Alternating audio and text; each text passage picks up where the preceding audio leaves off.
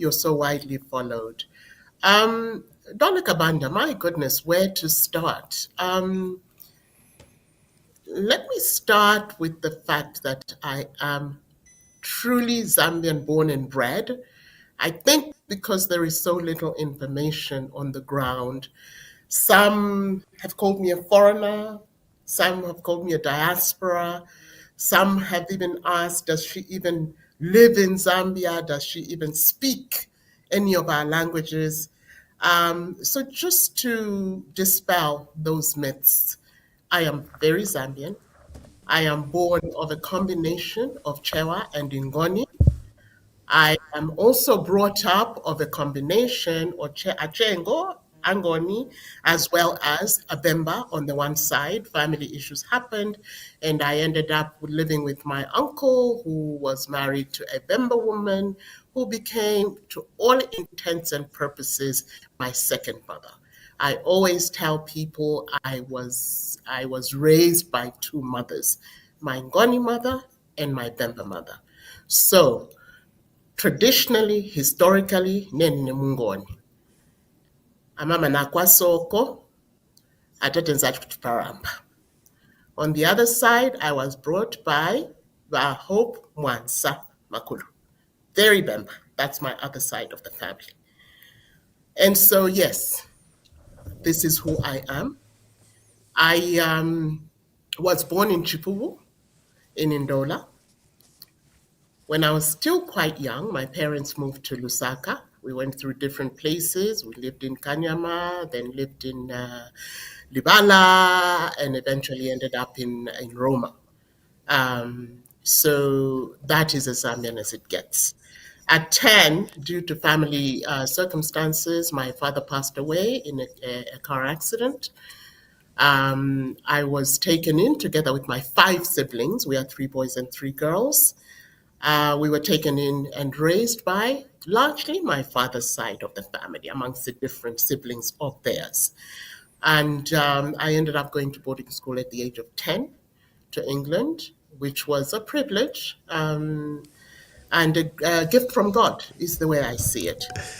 Miss DOLIKA, the tragic events your father passes away through that terrible accident, while you are 10 and you are taken in by another family, which is normal in African settings.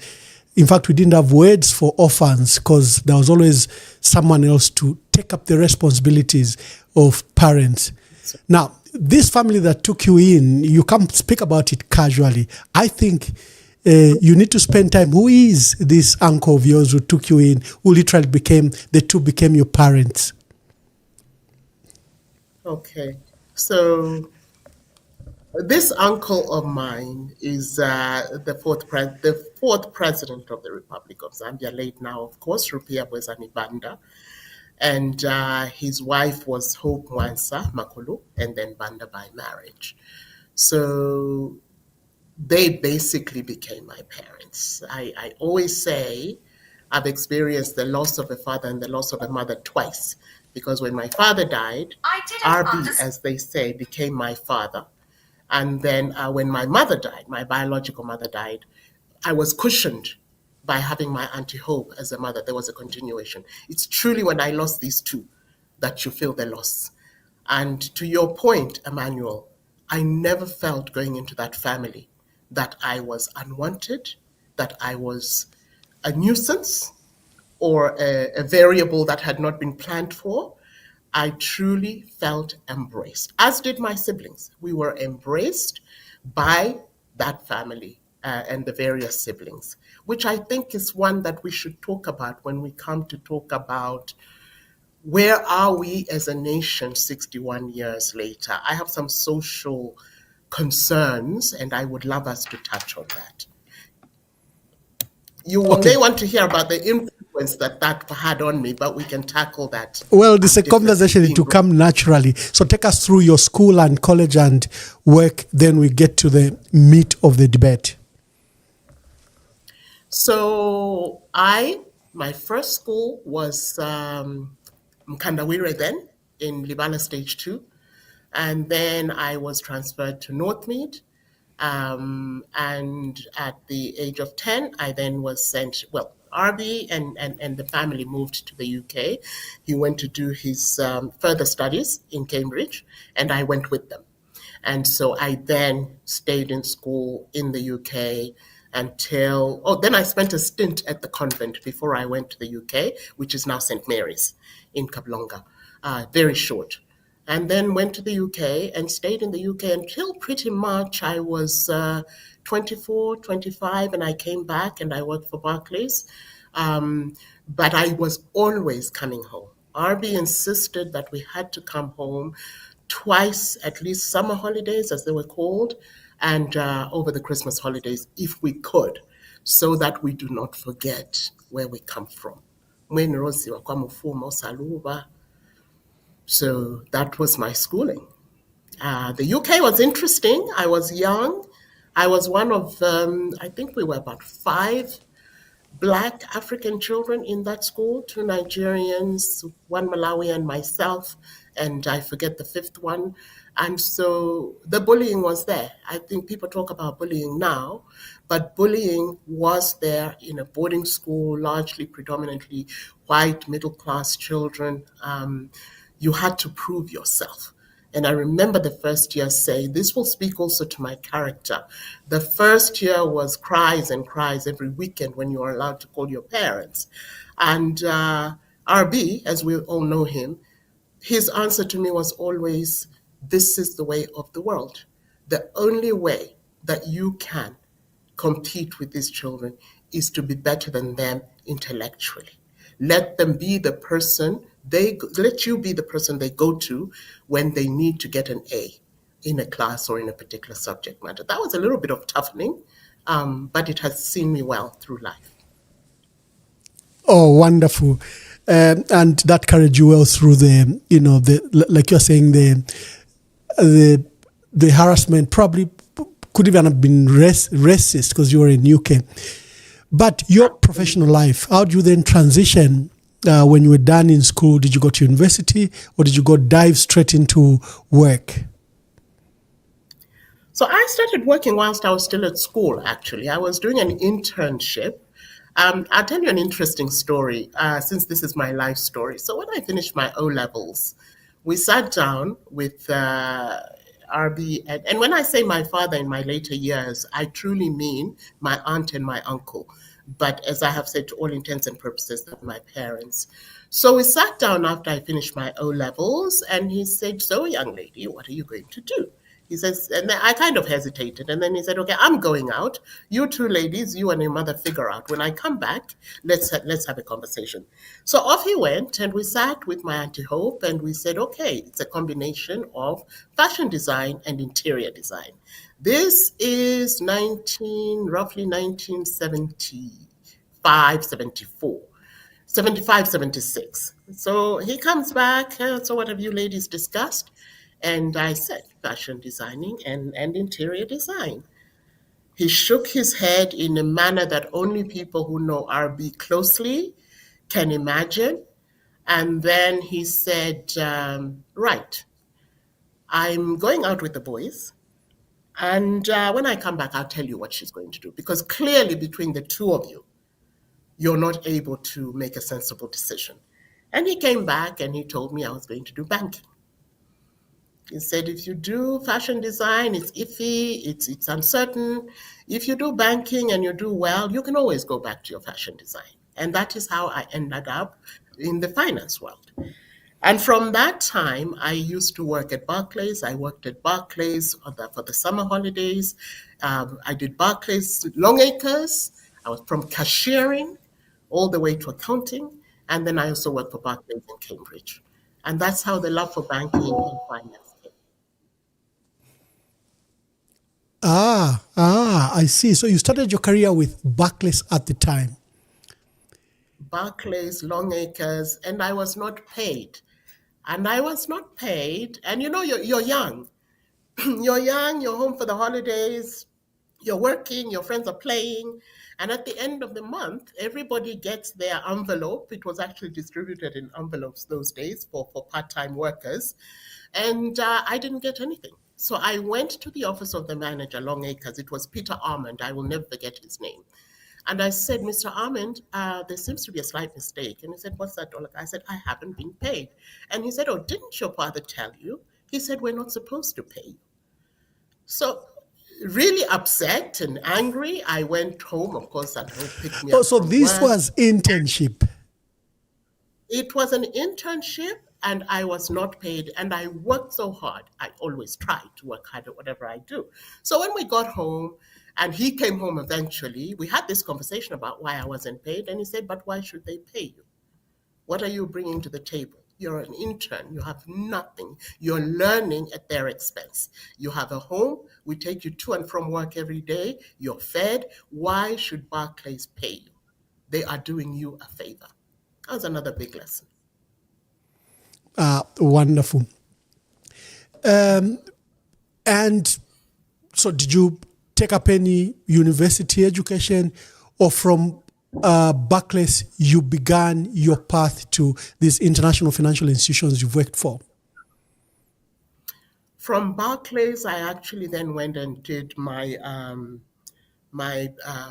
master's, because that incident was just when I had finished my A levels. Okay. So after that stint, I then went to do my BA. And I ended up doing that in Cambridge. It used to be called Cambridge College of Arts and Technology, and it is now called Anglia Ruskin University. So I ended up getting a BTech, as they call it, Business and Technology diploma. And then I came back to work formally for Barclays. And I worked for Barclays for a number of years. And then I was sponsored by Barclays to go to the UK to do a full degree and master's. I did that, and then I came back and I worked for Citibank. So then from Citibank, it became pure finance.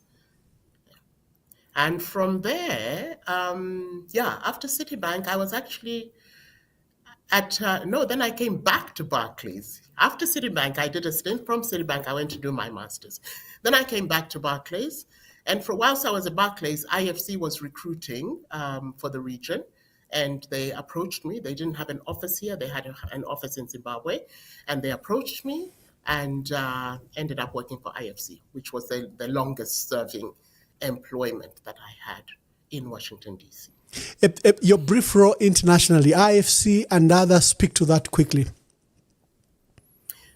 IFC was about 16 years and I'm trying to remember, you can see the And what is IFC for our audience? IFC is International Finance Corporation. It is a private sector arm of the World Bank Group. So IFC does, the World Bank deals bilaterally with the government, with governments and sovereigns, but also does policy work. The IFC is the investment arm of the World Bank. So it truly is an investment house. I started off in Treasury. I started off in accounting because they hired you in pools. So I started off in the accounting department, and from accounting, I moved into the Treasury department, and then I did a full 16 years from the accounting all the way through to special assistant to a vice president, which is a glorified secretary. And then I became director. And I spent 2 stints in South Africa, still with IFC, went back to Washington, D.C., and the highest level I reached was director for Africa as well as Latin America in financial markets. So quite a broad experience from the accounting back office, as we called it, to the glamorous world of financial markets, where we did the real deals, as we used Africa as a love-hate relationship with these Bretton Woods institutions, IMF and World Bank, and you worked for the commercial wing of the World Bank. Why do you think there is criticism for the World Bank and IMF looking at their role in Africa? And some policies seems to have gone wrong for your, the sister organization like IMF when they did the structural adjustment programs in the 90s. Where do you think World Bank and IMF get it wrong? And have they learned anything over the years? So, and Emmanuel, I'm going to tell you something because I have an eye for spelling. I can see they say banker and financial analyst. So the financial is wrong. But people who know me well will tell you that that's exactly DOLIKA. She'll pick up something like that. But back to the real question. I learned a lesson very early in life when I went for an interview. And it was at Citibank. And they asked me about my experience of working at Barclays. And I said, well, it grew me and I learned a lot and so on and so forth. And the guy prodded and said, so why did you leave? Didn't you like Barclays? Was there something wrong? And I said, no, sometimes it's time to grow and you move on. And he said, that's the perfect answer. I would not hire anybody who criticizes their former employer because you will do the same about us when you move on. So with that, let me answer your question. I struggle trying to understand why countries do not graduate from the ambit and the arm of World Bank, IMF, etc. And I've spent a lot of time thinking about this. And that's part of the reason I have arrived at the decision that I have today, which is why we're having this conversation. And that is that when there are two parties to a conversation, each party has got to come to the table from a position of strength, a position of negotiating hard, a position of negotiating in the best interest of their country. I think very often we go to IMF, the Bretton Woods institutions, as you called them, almost in a state of desperation. And therefore they dictate. They don't think they're dictating. They think they're telling you what's best for your country. But only we know what's best for your country. And I do think it's not easy. I've been in some of those meetings on behalf of other countries. It is not easy. But there is room to negotiate harder than we negotiate. There is room to put our people first, priority. And it's not a conversation about poverty reduction for me. I've always fought with the statement. It should not be a question of poverty reduction. It should be a conversation around industrial development, economic development, social development. It should be a question about empowering rather than about a question of that word and that language of poverty. It's the same like jobs, let's create jobs. What exactly is a job? Is it a quality job? Does it help to shift people from one stage, the lowest possible stage socially, and give them that hope, that opportunity, that dream that they can move up the echelons? When we are a population of 22 million people today, 14 million of our people, or 65%, are living under $3 a day. In 1961, or 62, when we became independent, whatever it was under $1 or whatever, I haven't done that calculation and I have to now, we still lived a better life. Today, our lives generally have deteriorated in terms of quality. And so I think we need to reorganize our approach to the Bretton Woods institution. They are doing what they think is best, but are we actually preparing and presenting our case in the right way? Yeah, you started with a disclaimer, so I'll not go very hard on you. You're saying you never criticize your former employers. It's courteous. But you know the criticism in Africa is that these are pursuing and still posturing a neo-colonial agenda against Africa. Look at the decisions they decide on our behalf, whether it's in the mining, agriculture, or any other sector. They seem to promote multinational interest. But Emmanuel, we'll leave the subject for now. We Where know else that, did you right? work? Because I was just fascinated when you mentioned the World Bank, and I've saw, I'm one of those strong critic of the Bretton Woods institutions, and I think that they can do better. They can allow homegrown solutions than they just come and collaborate and help. But then say, sales Anaco, sales Esco, do this. But that's a story for another day. Where else did you work before we begin to discuss the state of our country? Okay. So before I go there, I'm going to go back and say, I'll piggyback on the statement that you made, which is we know that. It's evidence, it's out there. We know that the Bretton Woods institutions, based on outcomes and impact, are not serving us well. So if we know that, why do we keep going back and swallowing it? Yeah. Should we blame? It's a little bit like violence, right? Let's talk about gender-based violence. Somebody is being beaten all the time, and members of the family says, "Mwebantu fumeni ko baka mwipaya palasti. Awe ndeikalira abana. Awe chupo. Awe fweba mayanda." Somebody has got to get up, and the only person who's going to get up and fight against injustice is the victim. Is it possible? I love the violence analogy, because it doesn't make sense how a partner in an abusive relationship remain there. They are being rescued every day, either by the police or family members. They are being hospitalized. They are hiding the violence against them, but they go back. You see them in church together. So it's a paradox. Can Africa do development without the IMF and World Bank? What's been your reflection over the years? My reflection has been that we live in a global world. So there is no country, there is no continent that can develop, grow without being integrated into the rest of the global economic cycle. What we can do within Africa is, which is being done now through AFCA, the Africa FCTA, a number of things, is to actually be able to trade within ourselves, within the continent. There's a few things that have to happen. I just saw, I think it was yesterday or today, that Burkina Faso has dropped all visa requirements for African countries. What that means within the West African continent is that they can truly trade in a much freer way. They've always been into trade in there. So I think trade is one thing.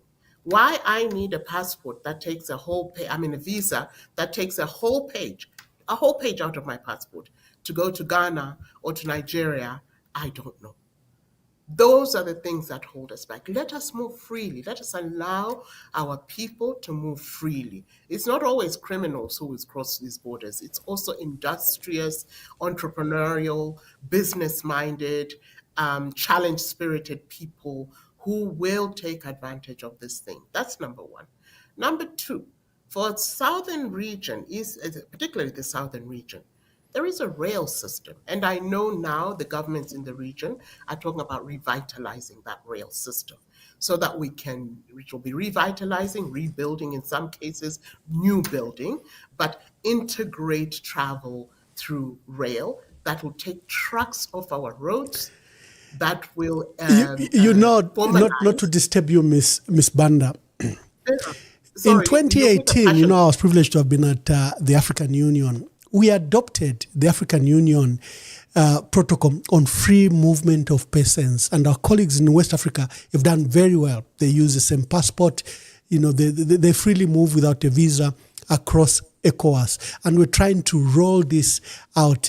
And we had pushed two documents: the Africa Free Continental Free Trade Area, the FCTA you've referred to. And we said it's not possible for goods to move freely without the people moving freely. So we had now this protocol. And but you should see the resistance we received from ministers of Home Affairs, the past and the present. The present Minister of Home Affairs, for example, we had done well with Stephen Kampiongo. We even held a huge civil registration international conference in Zambia because the big issue is identity. Who do you allow to cross your borders? Is your passport credible? Are your documents credible? That's one issue. So Africa has to resolve, first of all, the issue of identity. So we're moving very well. But when the new government came, and before we begin to criticize anyone, the Minister of Home Affairs issued a very, very strong statement, Honorable Jack Mwimbu. And he says, no, we can't go. We can't allow free movement of people. We are surrounded by countries, literally in a disparaging manner, DRC, Angola. We can't allow free movement of people. And I realized, I think people haven't understood the ethos that Africa is pushing. You cannot be trading with the rest of the world up to 90%. Yourselves, only 10%. There's no interconnection between the countries. We don't allow you. In fact, it's easier for me to go to Europe than go to the DRC. So I was just buttressing your point that there's a lot of things that have to be done at policy level and also on the understanding by our people. I think that's a very fair point. And even with all of that, our borders are very porous. So with or without that whole open passport arrangement, Zambia's borders are extremely porous. If you just need to look at our societies today, how many people we have living from the highest societies to the compounds, as we call them. It's an integration of Africans from different parts of the world. Or from different parts of the continent. So sometimes you can cut off your nose to spite your face by not dealing with an actual issue. Our borders are porous and there is no control. So you either do it in a legitimate manner or you encourage illicit behavior. Again, just going to your point. Yeah. The state of our country remains a matter of worry. In 1964, when we took over from the colonial authorities, we had substantial foreign reserves.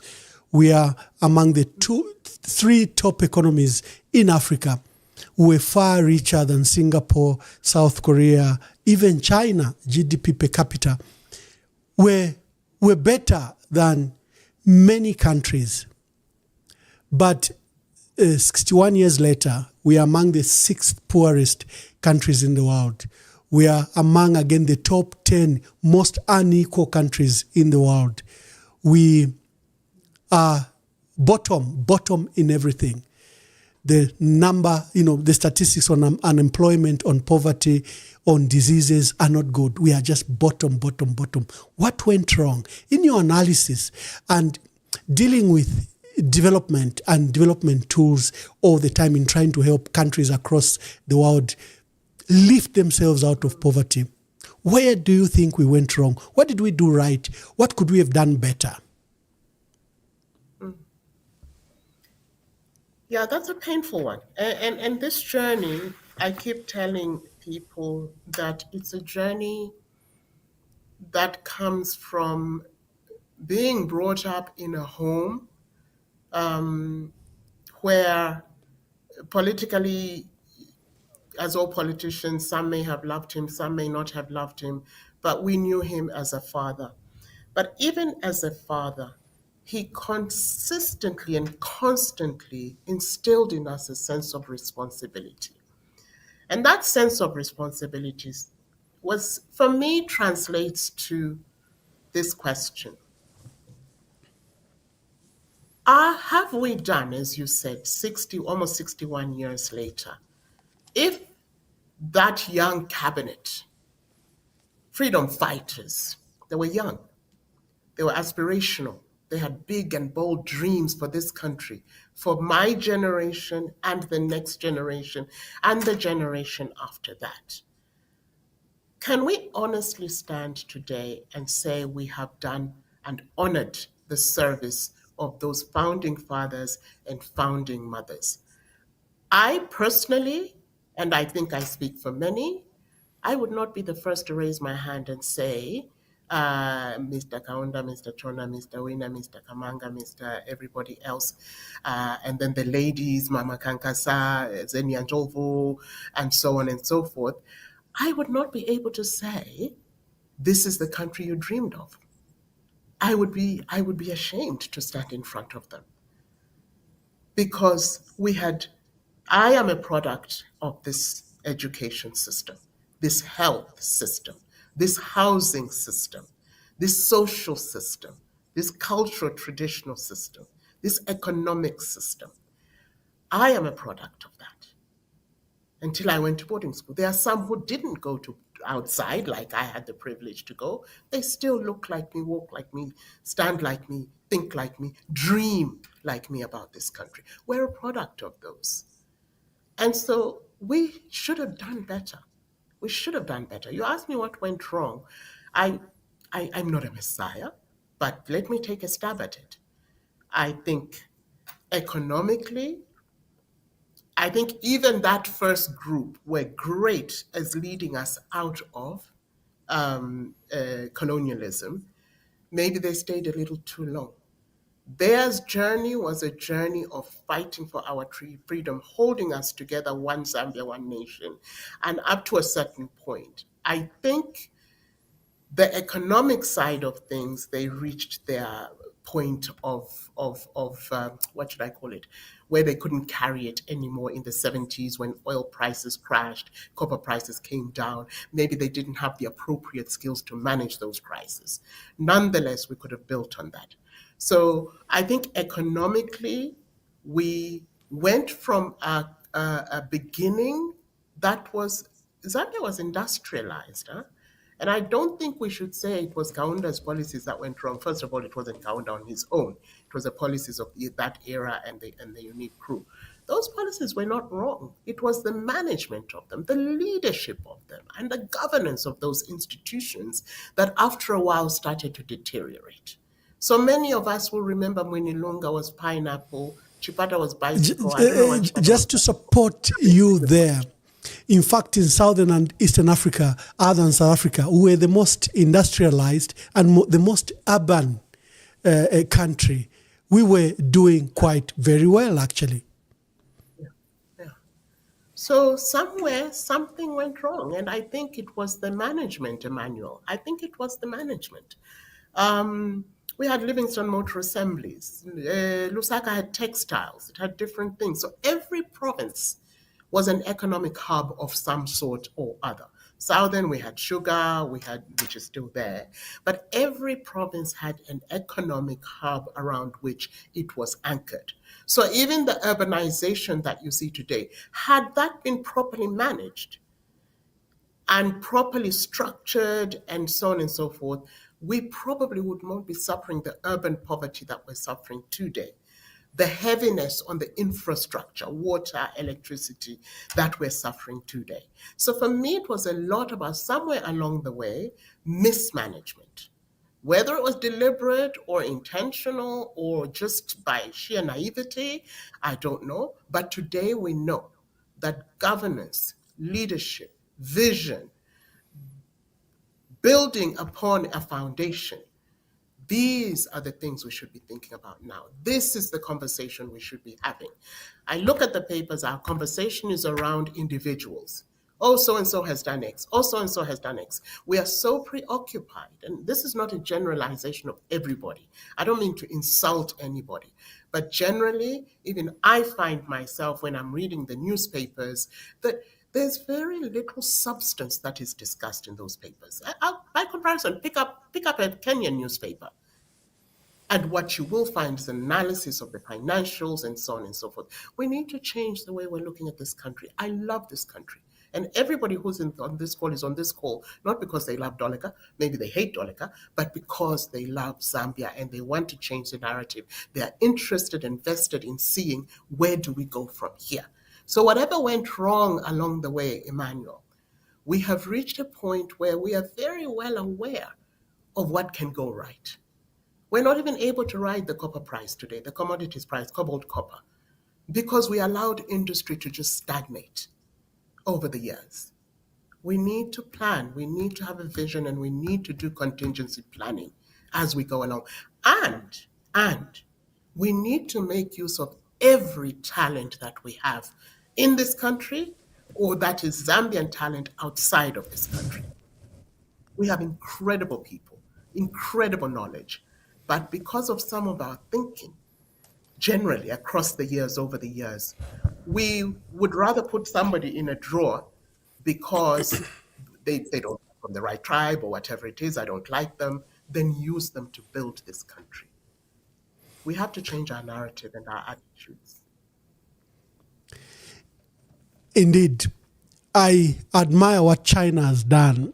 Look, they were among the poorest countries just 30, 40 years ago. Today, they are running the second largest economy in the world, and they've lifted over 500, half a billion people out of poverty, and they've built remarkable infrastructure. They have the most modern passenger public transport, they've the best buildings, and they've become a manufacturing hub for the world.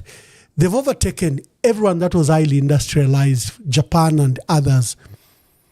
There's something they adopted other than stringent leadership based on meritocracy and the proper system. You might criticize their socialism and communism, but they seem to have been very strict.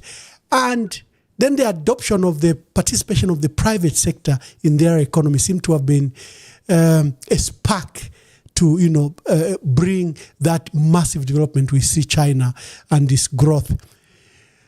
In your perspective, have you thought about what the participation of the state should be? Should we own the mines? Should we share ownership with, for example, the private sector? Have you looked at the role that Chile is playing? Because agriculture and mining will remain our mainstay for a long time. But what have we done? We seem to have squandered the opportunities that are there in those two key sectors. Look, there are certain countries that I truly admire. China, of course, is one of them, and they combined sort of social capitalism and food sovereignty is what I call it, as one. So it was as much about the people as it was about industry, as it was about feeding the nation.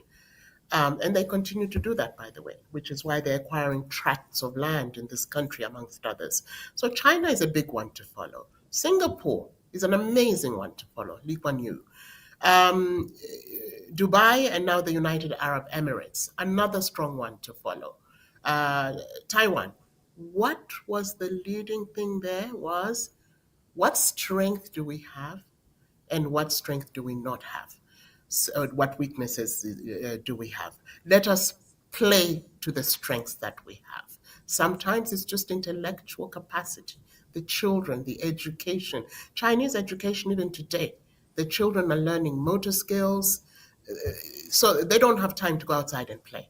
They are doing sports for focus, for physical fitness, nutrition, motor skills, computers, construction, every little bit of industry that China is good at, they're teaching them in kindergarten and primary school.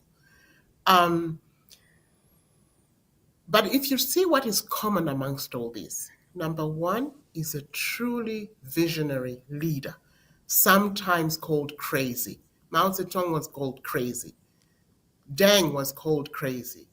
The UAE, grandfather to the current or father to the current, the Western world said he's crazy and he's doing all this on debt and what's going to happen. Dubai was a 23-year project, 23 years, from sand to the first skyscraper.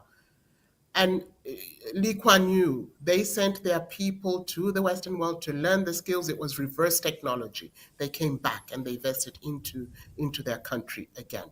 So there has to be a strategy. That strategy has got to be anchored around the strength that is naturally endowed, which for us is minerals, mining and minerals, metals, etc., and agriculture, as you've rightly said, massive land, small population.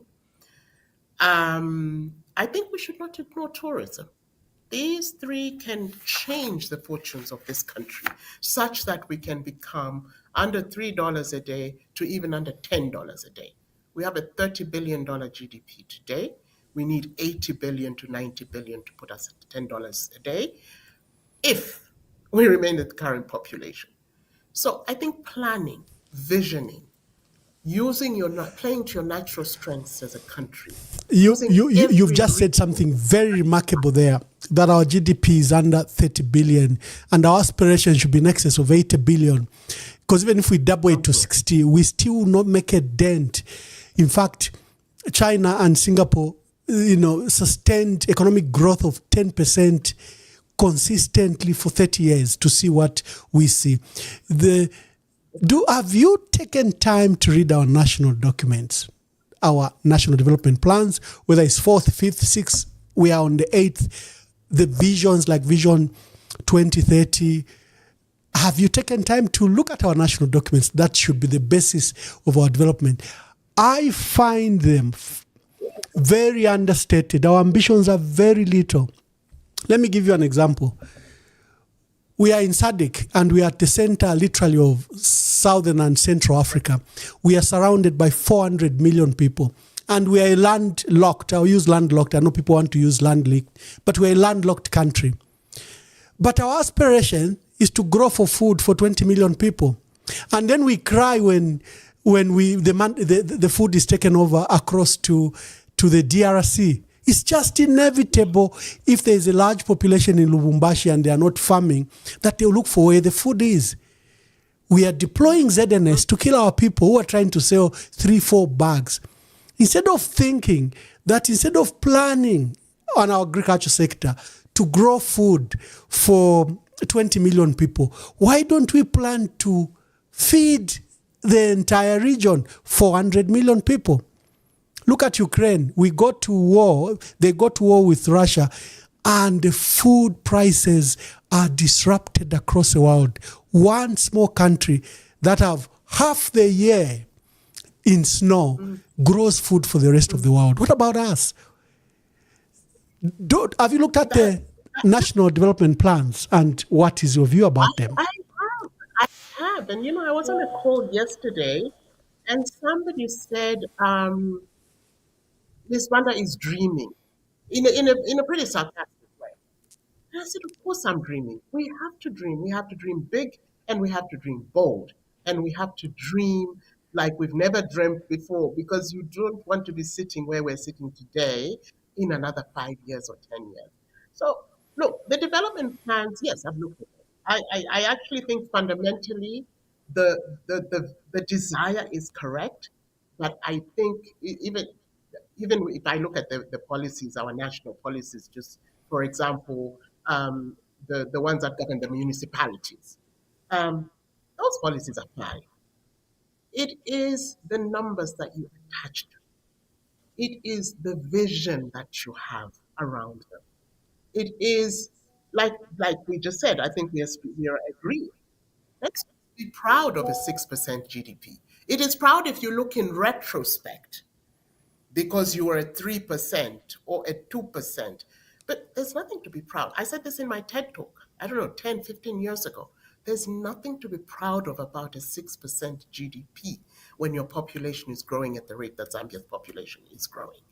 We need to look forward and say, if we want to be at 80 billion or 100 billion in 5 years' time, what do we need to do today? One of the things we need to do today, Emmanuel and audience here, is for Zambians to be given the opportunity to take ownership of what drives this country. Industrialization, manufacturing, services in the mining area, in the agri area, in the tourism area. There are very few Zambians who actually own businesses in these areas. And if we don't want these monies that come from these industries or these sectors of our economy to fly out of this country as dividends, as business expenses, then we need to put them in the hands of Zambians. Let me give you an example that a friend of mine, a banker, said at some conference that I went to in Livingston. He said, you look at the Nigerian banking sector, it is owned by Nigerians. So even if they make $10 million a day, The dividend is going to stay. Some of it will go to buy their houses in London and wherever, but a large part of it is going to stay in Nigeria because they are Nigerians. They have homes, they have relatives, and so on and so forth. In our case, you look at most of our industries, cashew nut growing, macadamia nuts, avocado, potatoes. You look at the mining industry. You look at the tourism industry. Tourism, most of the money is paid outside. Most of our lodges are owned. Lodges, I mean the really big lodges that generate the $500 a night lodges. Many of them are not owned by Zambians. The money is not even paid here. The booking is done outside. People, I have no problem with this, right? I have no problem with this. I'm just saying we need more Zambians to be allowed to enter that space. And in many countries, that sort of participation is facilitated by government. It is not free money, but they are given incentives.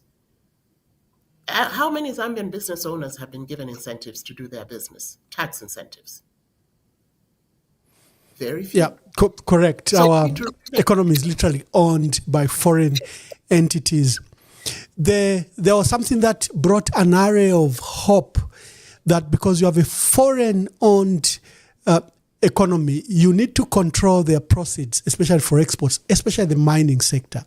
So in January 2024, the Bank of Zambia came up with an export proceeds tracking framework. And they said all these companies must form a local company where all their export proceeds must report first. We were all excited that for once, maybe someone will see that the new exchange rate can be stable, cannot be volatile, because you'll have all these millions of dollars. For example, from the mining sector alone, gross revenue is $7 to $8 billion a year. Of course, the first institutions to disobey this regulation by Bank of Zambia were the mines. They disregarded it.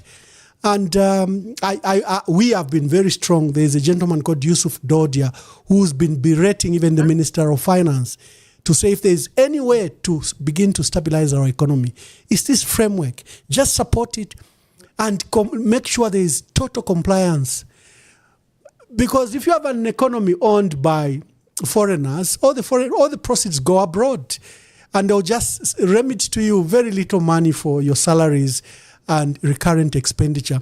That's why you will see the exchange rate will always improve around month end, because the mining companies are doing us a favor. They are sending back their little monies to pay salaries and all. But imagine if their money is reported to our country as envisioned by the export proceeds. So I agree with you there that there's something fundamental we need to do with policy. But we seem to have policies that just favor these multinationals and foreigners. Our people never get any incentives. They never get anything. What's your reflection on that, and what must we do? I think it's a policy change. Like you said, let's take mining as an example. Zambia, as currently positioned financially, does not have deep enough coffers. Companies. A shaft, just one shaft, you're talking upwards of $10 million. We don't have at the moment that kind of money. So it's a transition period. At some point, we need to get to the point where an IDC or a DBZ in its forms originally planned can actually support at that high level. We're not there yet. And again, I want to be very clear. Any country that is integrated into the global world today needs international partners. It needs international investors. Zambia is no different. And in the extractive industries, particularly, which are extremely expensive, we definitely need the mining companies. I think it's a question of how we negotiate the agreements with the mining companies. Not only do we negotiate the agreement, so part of getting a mining license is having a development plan for the area in which you get the license. Those development plans are not followed through or enforced. So you get CSI or CSR, corporate social responsibility, when you really should be getting very serious, tangible, visible economic upgrade in the area in which you operate. I go back Kaunda. And I don't want people to think I'm referring to Kaunda because I I've know. personally called that a No, fraud. You have you exactly. have a sector, a subsector or sector producing up to $7-8 billion, and you want to rely on corporate social responsibility. They'll build a community school. It's just $5,000, $10,000, but what's $5,000, $10,000 out of $7-8 billion? You need to tax that money. You need to ensure that the revenue comes to your treasury. You can't rely on corporate social responsibilities. And it is just a joke. See what they've done in the last 20, 30 years that they've owned the mines. And see the golden period when ZCCM owned the mines. They built hospitals, schools, township. They brought electricity and water. You could say that was corporate social responsibilities. But the joke we've seen in the last 20 years, I don't think that it can work for us. We have to find, in my view, mechanisms in which we can truly get money from that sector. And that's where I was going. And I hope you heard when I was saying, I keep referring to Kaunda, not because I think he's better than anybody else who come along, but because I think the vision of that generation was so forward looking. So taxation doesn't always work in a country situation. People are very clever at how to avoid taxes. However, what did that generation do? Build us schools, the Mpelembes of this world, the Lettres of this world. Build us roads, Luansha, Chingola, known as the cleanest cities, most beautiful cities in Africa in their time. Build us clinics, build us houses. So there are some other ways of getting value out of this. Even the schools that we're being in Pelembe today, most professionals that I meet today, especially in mining, are Mpelembe graduates. Give me scholarships for my young Zambians to go and study mining, which is a critical part of our economy. So not only did we have ZCCM, as you've described, Emmanuel, but we were building a skill set that was around our strength. Remember, I said play to our strengths. We were building miners. Today, Zambians are mining and engineers all over the world. When we were looking for a CEO for ZCCM, when I chaired ZCCM, we had people from Australia, South Africa, Canada, Switzerland, mining engineers, geologists, metallurgists applying. And I thought, my goodness, we were looking for a Zambian. So I didn't appreciate how many talented, skilled, trained Zambians we have. And the scholarships they got were not to half schools, they were to Imperial College, to the School of Mining in Wales. They were top-notch schools. So there are different ways of getting value. It is not just tax. I just wanted to say that. That's what we need to explore. What else can we do? How else can we get a piece of that of the top line of the revenue?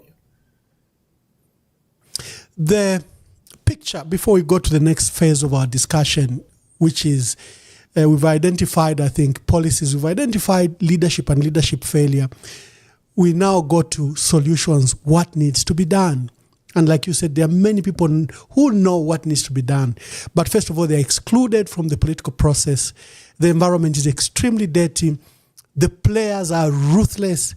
Currently, we are not doing very well. We've degenerated to a dictatorship.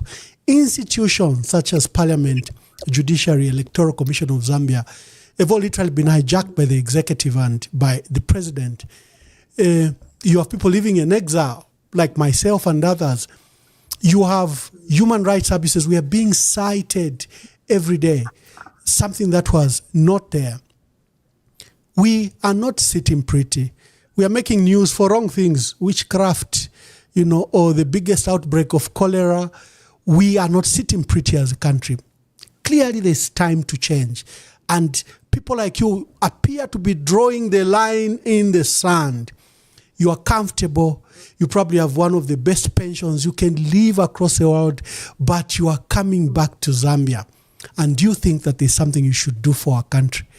What is motivating your decision to come and enter this environment? You can be arrested. They can brutalize you. They can abduct you. They can close you out. Your first start with another political party, probably, we don't know what happened. You can shed light. You will face a very, very dirty environment. Have you thought about that? And what is motivating you to pursue these political pursuits? I've thought very deeply about it, Emmanuel, and listeners. It's Some people say, was it an easy decision? Initially, my reaction was no, it was not. But now, when I think about it, absolutely it was. Why? Because I am so in love with this country. As you have rightly pointed out, Emmanuel, I could have lived anywhere else in the world. I still can. But I have chosen to live in Zambia for the love of this country. It is where I am fully complete, has always been. Um, and I don't want to be an economic refugee anymore. This is where, I mean, when you look at Zambia, for all of us, I think that's why we're even having this conversation. It's an amazing country. It's an amazing country. I drive a lot around this country.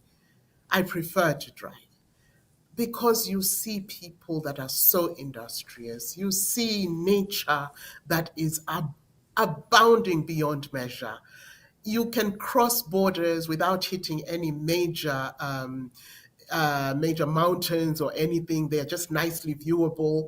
Um, the food is great. Our people are maybe too wonderful because then we have allowed ourselves to almost become a minority in our own country, and that's no issue with foreign people at all. I come from a family that's a rainbow nation, but it's just to say our lot has got to change.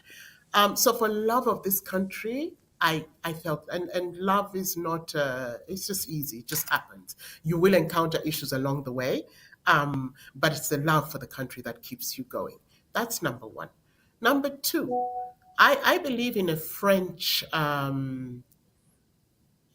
or an expression that comes from French nobility that is about noblesse oblige. Noblesse oblige in those days talked about, without being derogatory or looking down on people, it put the obligation on nobility, the landed, the privileged.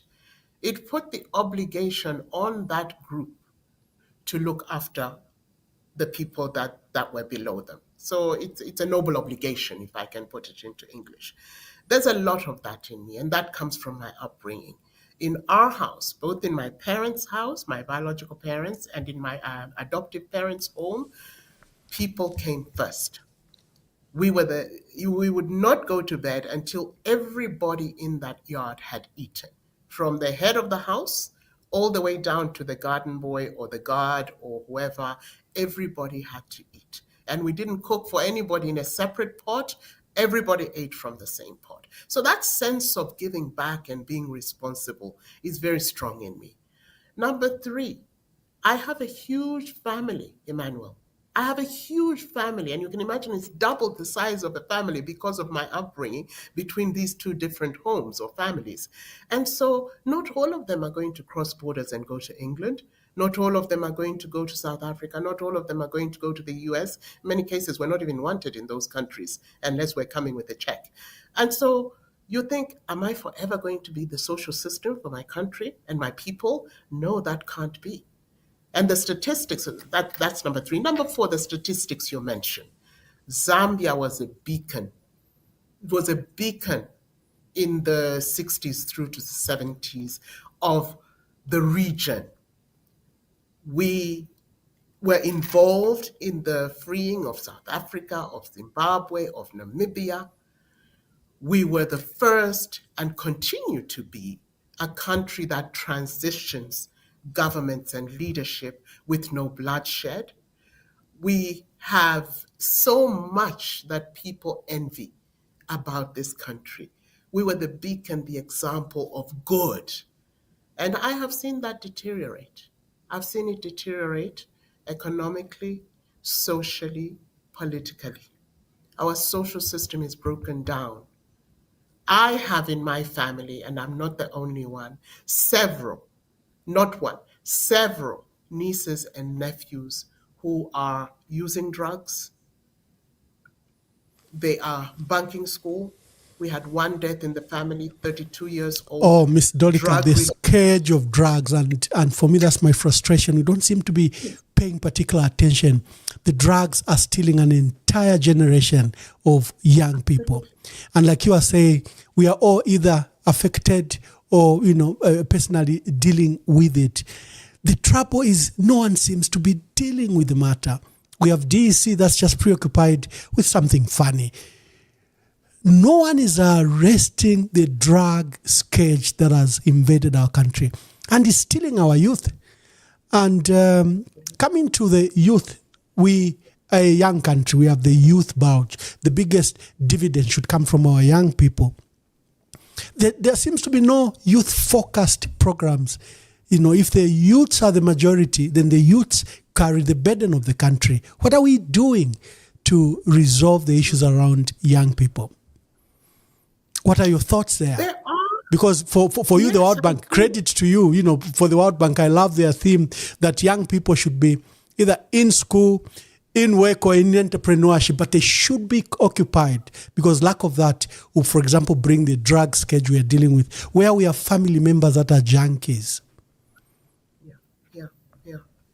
Look, the demographics, you're right. The demographics speak for themselves. I think 66 to 70% of our 22 million people can be classified as youth today. There are some programs that are happening. Some of them are government driven, but the majority of the good ones are actually private sector driven. And my view and my one of the plugs I will make as I run this race is to scale up. We need to scale what young people are already doing. So I have a small scholarship for STEMs, the STEM students going to the Africa Leadership University in Rwanda and Mauritius. Those kids are brilliant. They are brilliant. They are coding, with girls coding, the guys creating apps. One of them is doing a financial app uh, that can, yeah, you don't need anything to do your financials. You can do it on your phone. The banks have them, but nobody's scaling that up. For example, we have state-owned banks. We have ZICB. Zanaco is no longer state-owned, so we can't really speak to that. ZICB should be the bank that is encouraging our young ones who are tech savvy to say, come, let's do a competition. What can you do for ZICB? Things like that. Government has to be seen to promote. Somebody was reminding me the other day that in our generation, there was JETS, the science fair that used it was a competition annually on technology and the sciences. The other day, I was reading about in Sokolo, the one who wanted to take us to the moon. People laughed at him and thought he was crazy. But hell, the man was trying. He had a vision. He thought he could do this. Those sorts of things we need to encourage. We need to encourage. I don't even encourage our youths to be uh, yes, they should be in school so that they get through that basic education. I want to see young entrepreneurs. They are there. What we do see on the streets, yes, is the wasted part of that generation. But if we've pushed the ones that are there openly, trade fairs, things, the science fairs, and you finance. Sometimes you have to do some subsidies as a government. It's very interesting to me that we swallow no subsidization for certain things that our fellow people who are throwing it down on our throats are subsidizing. Agriculture is an example. I go away from the youth, but even the youth in agriculture, we must encourage. And there are those who are doing it already. Let's find them. Let's shout to them that we are ready for you and we will give you the access to finance, the access to support, the access to mentoring and training, and we will give you the access to markets and exportation. We should feed enough, we should grow enough, do enough to feed our own people and to export around this region that you so rightly said, surrounded by eight countries. So if you have sell a lollipop for $1, you're looking at a population, you're looking at 200 million plus dollars. We have to think differently about where we are. Thank you. We'll go for a brief break, drink some water. When you come and tell us your now final journey, this last race, this last mile race that you want to do to pursue politics. Why are you not standing as a councillor or as an MP? Why do you want to go for the presidency? Why? What vehicle will you use? And what's the role of the opposition? Will you join them in these alliances? I'll come round. Let's take a short break, drink some water. And for you, the viewers, thank you very much. The numbers are growing. Don't be selfish. Share. Alert. Share. I think this is an important broadcast.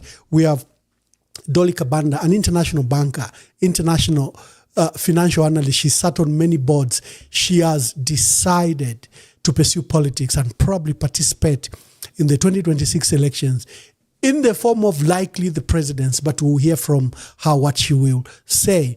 And so share the broadcast, let as many people as possible listen to this and listen to the debate. So we'll be back just in a while.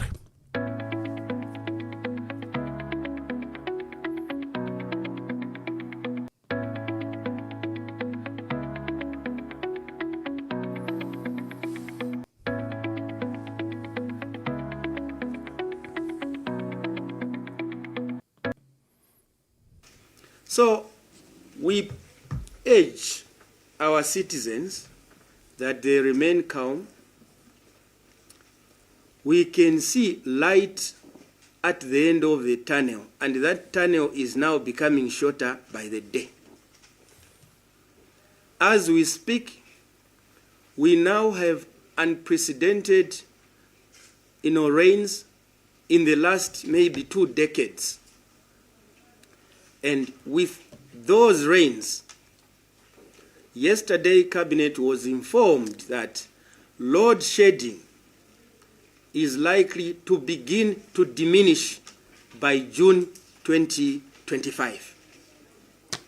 This is because the major water catchment areas of northwestern province into the Barotse, plains, and now also the Kafue, flood plains.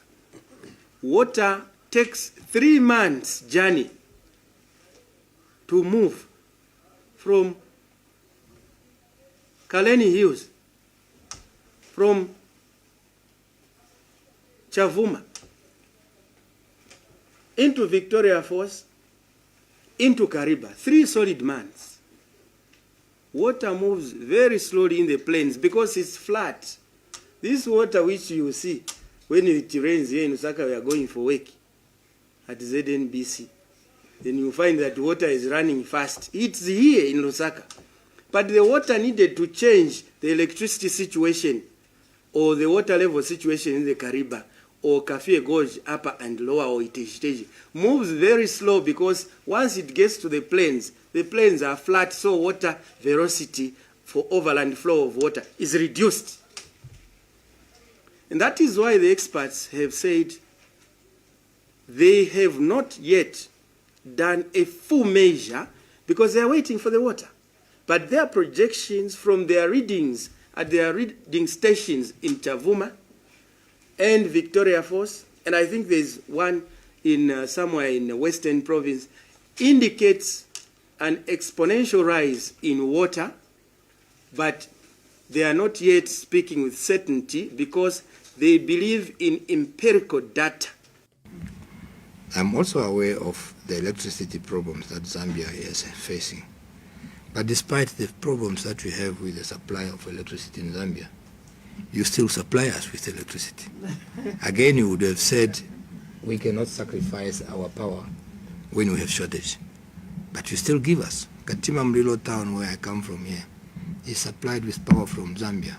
When you have a power outage here, we also have power outage. But that's the brotherhood we are talking about, the neighborhood we're talking about. And we should only be grateful and continue to exist in this manner. You spoke also about the Walls Bay dollar.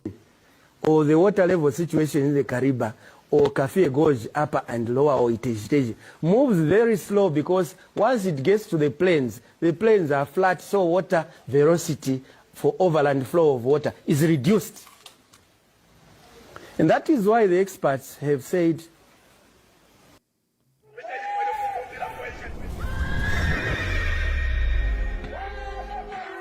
as the UPND government, we promised in opposition, we are delivering in government. No question about it. Now our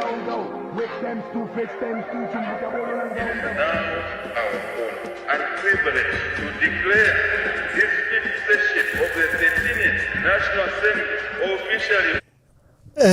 Thank you. Welcome back. I hope you took some water and we can get back. Now, indulge us in this particular decision you've taken, the race you wish to embark on, the challenges around it. First, you need a vehicle, you need a political base, you need branches, structures across the country. Will you join a political party? Will you buy a political party? Will you stand as an independent? Just indulge us in this before we go to other matters. Thanks very much, Emmanuel. And thank you. The spelling has been corrected, so my eye is not disturbed anymore. That's great. Look, I at the moment, I have not settled on which mode to use. As you know, there was in the papers something I don't even want to dwell on now. I think we're better off using this time to have some discussions that are forward-looking. But the search is still on. I don't have a platform yet. The alternatives are indeed, as you have described, join another party, go independent.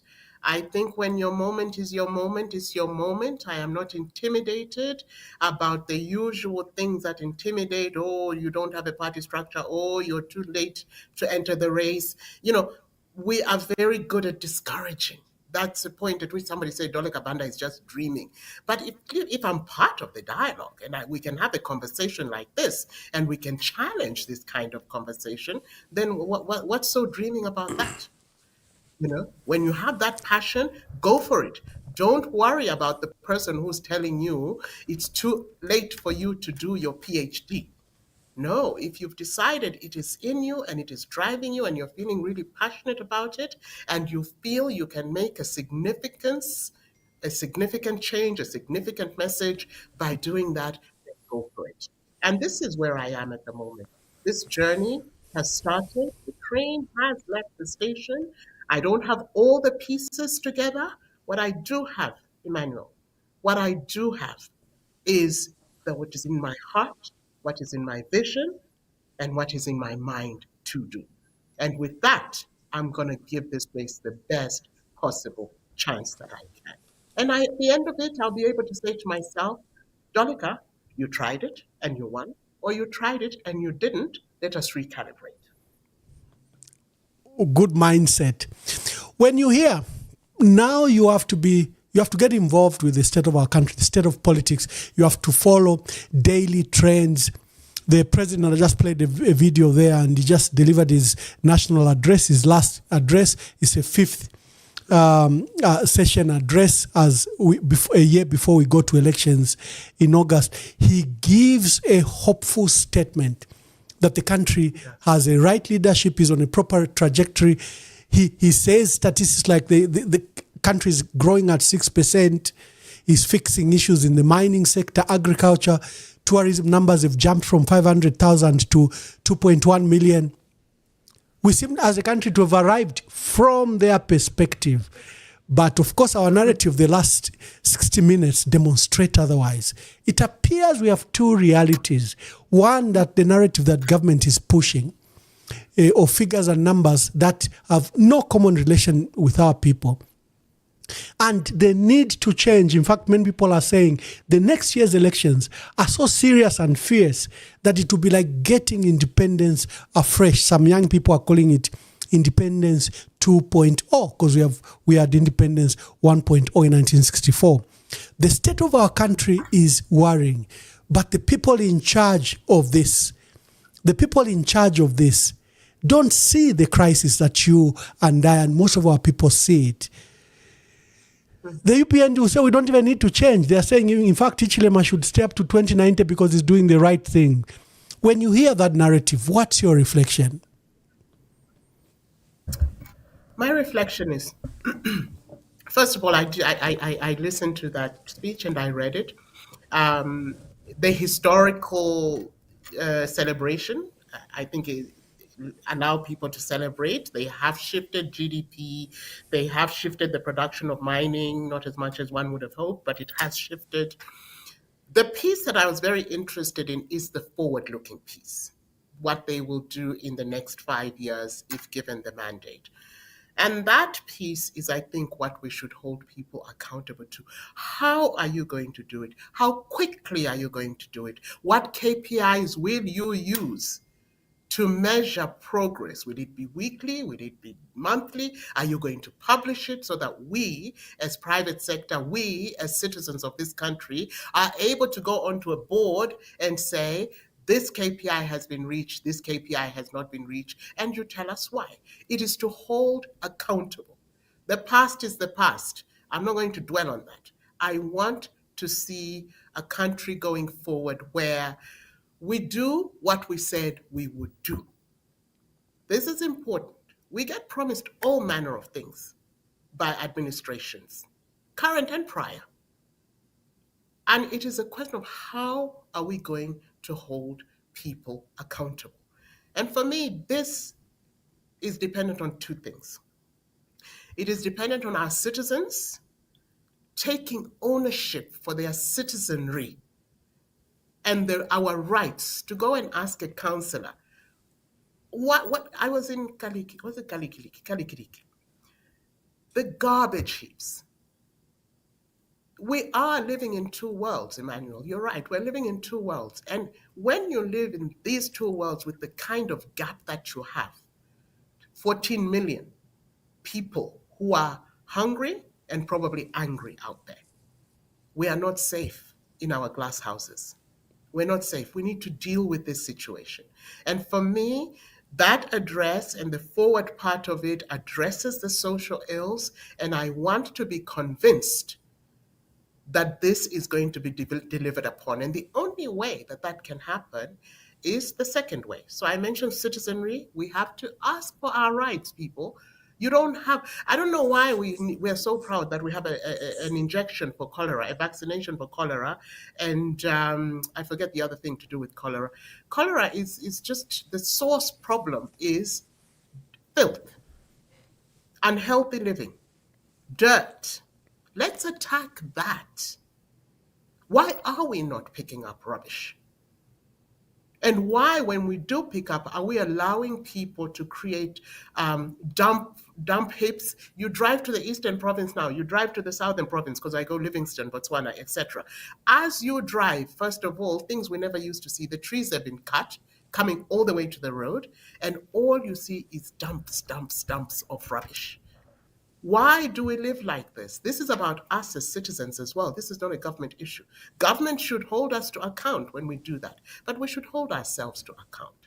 When I was growing up in Libala, my mother used to win prizes. Number 13 Musuki Street, for those of you who know Libala Stage 2, used to win prizes for a good garden from the council.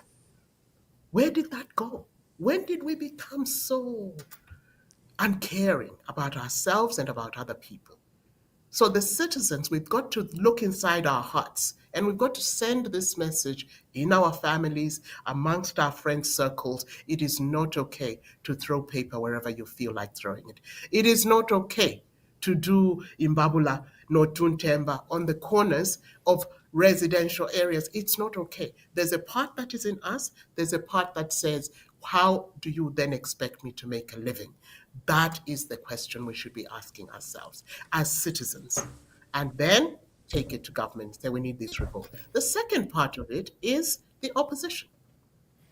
Opposition parties have got to now start playing the role of opposition. Yeah. Thanks. Another matter before I invite callers, and I want you to listen to the callers and their views. Callers, you'll be participating in this program before we allow Miss DOLIKA BANDA to go. She's already been with us 1 hour, 30 minutes, and she's done a wonderful job. But it's time to hear from you. Before I allow the callers to come in, the state of our country, other than the economic, social, and the bitter politics, toxic politics, when you scan social media, you immediately see the division that is in our country, the anger.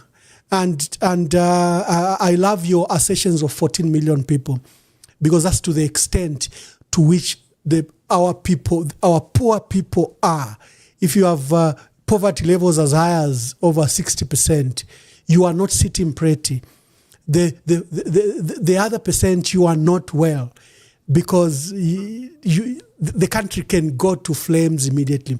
And hence this question I have, the division and the lack of unity in our country. We seem to have thrown away the gains and hard work of President Kaunda, who put us together into a one Zambia, one nation.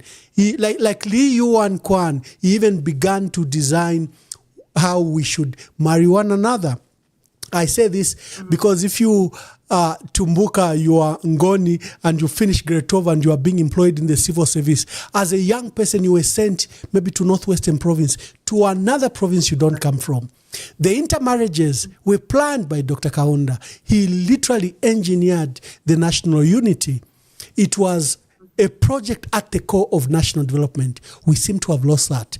The polarization, we are not even embarrassed to appoint one of our own. When every time I criticize President Hakainde Hichilema for appointing someone who I think is from the same region or tribe or family, the people say, no, he's okay, he's qualified. So what's wrong? They are Zambians. They've forgotten even the ethos of bringing us together, the inclusive but deliberate inclusive part. Dr. Kaunda used to deliberately even balance all appointments, whether they were in diplomatic services or whether they were in ministries. What are your thoughts about our national unity? I think we have fallen too much into the hands and narrative and discussions and vagaries of the political play at the top here. As Zambians, we are united.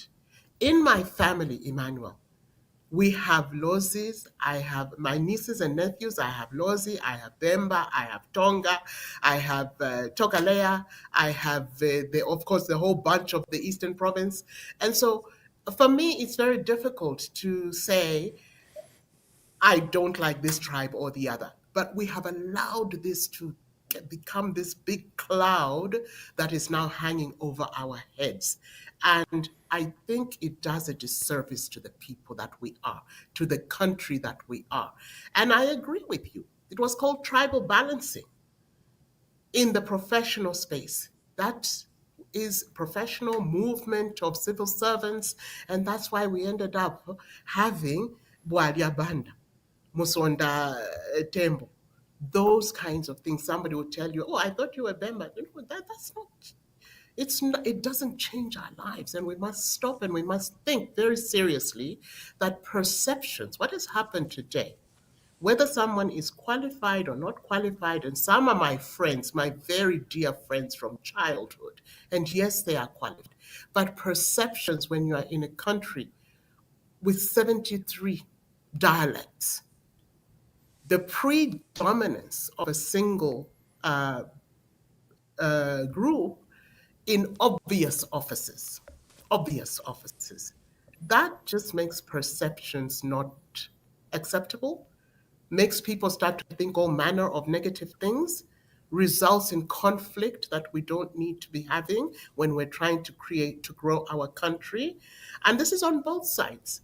If somebody is qualified, let's leave it. Time will come when other people will come through and so on and so forth. I'm an Easterner. People say, but Easterners, you've had your chance.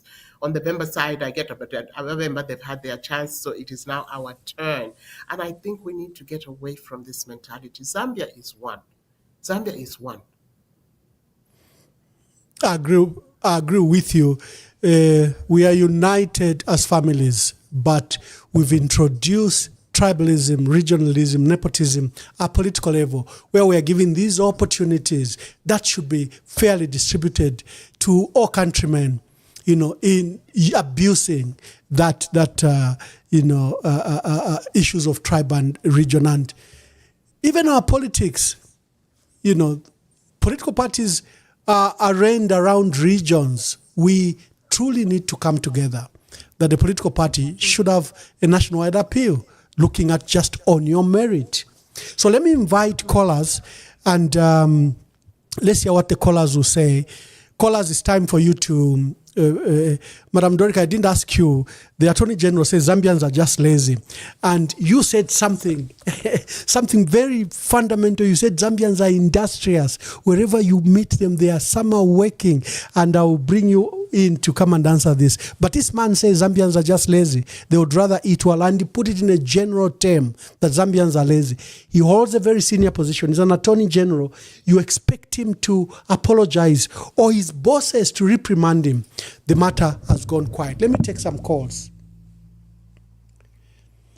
Hello, caller. Please tell us your name and where you're calling us from, and kindly be brief.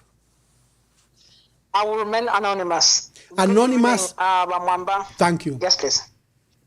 Good evening, Madam DOLIKA. Congratulations on your intentions. We're very happy, super proud of you. I have two questions for you. You highlight recently about the dirt in Lusaka.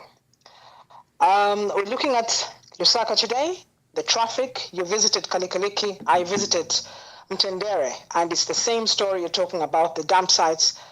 What plans do you have? The congestion, Lusaka will be bigger in numbers than it is today, and the country at large. What plans do you have for population? How do we contain the population? We cannot go on with the traffic today. What plans do you have?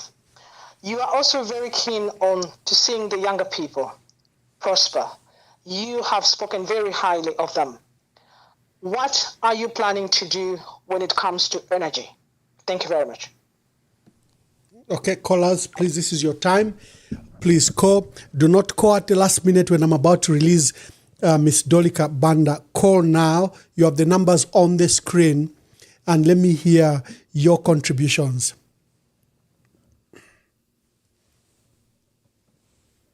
So we'll just take various calls. Hello, caller. Please tell us your name and where you are calling us from. Yeah, thank you, Ambassador Mwamba. This is a fantastic interview.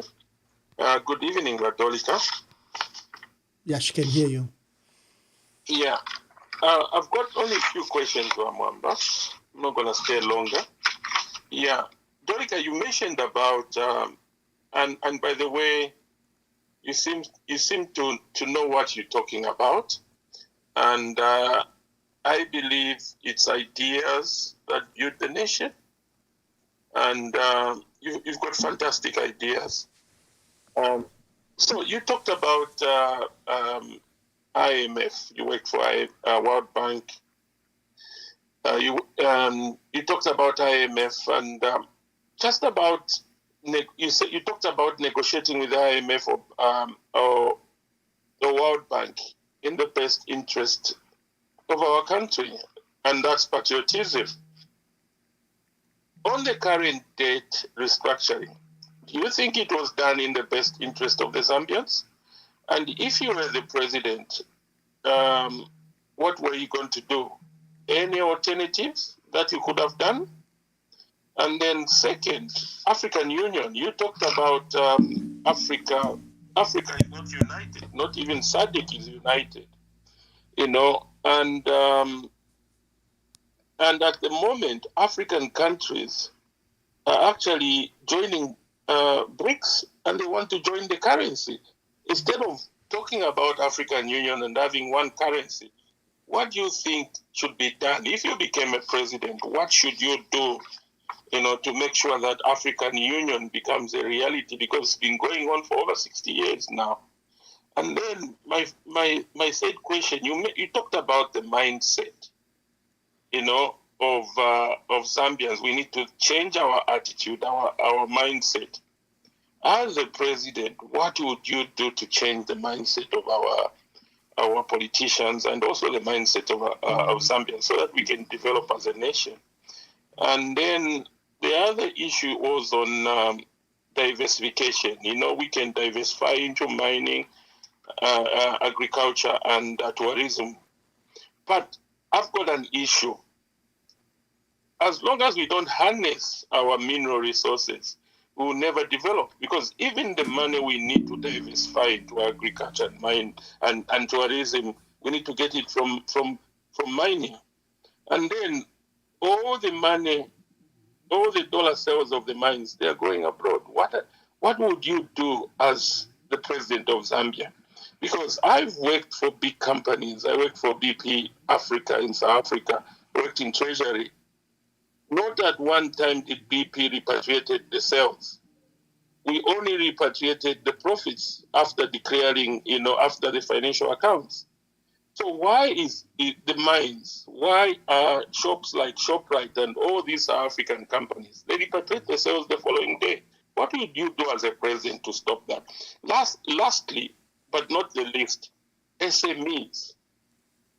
All the big, like I live in the UK, 59% of the people in the UK are employed by SMEs, and the government does everything to support the SMEs. But in Zambia, we expect the multinationals to create jobs instead of SMEs. What would you do about SMEs? I rest my case. Thank you very much. I've got a queue already piling up. Hello, caller. Tell us where you're calling us from. Good evening, Ambassador Mwamba. Good evening. Good evening, Madam DOLIKA, BANDA. We've enjoyed your submissions. I have a few questions to ask.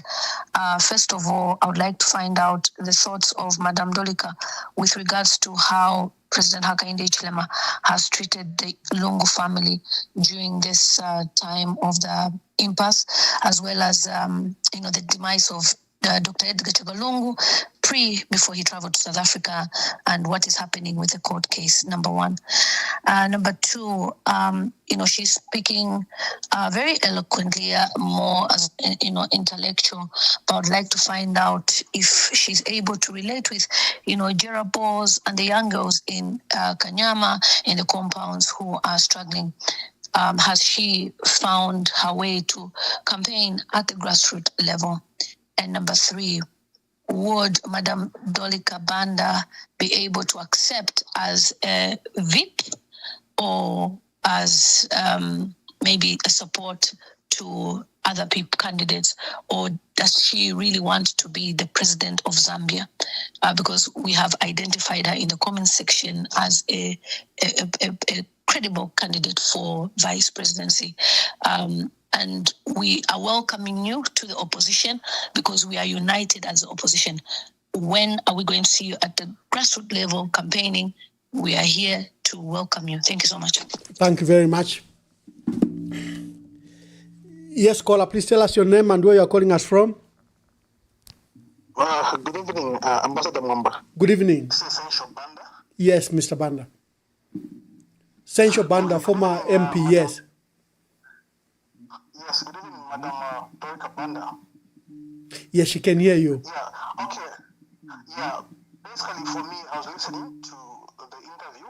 I think I just raised three issues, I think, which Zambians should watch out as we go for elections.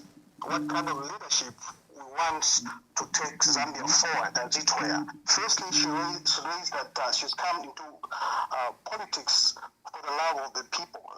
That is very key because every leader at the summit of power must be able to lead with empathy.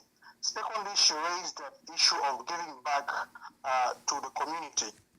That should be at the core of any leader. And giving back for a leader at the summit of power is about acknowledging the living realities of people. For example, today we've got two tales of lived reality in Zambia.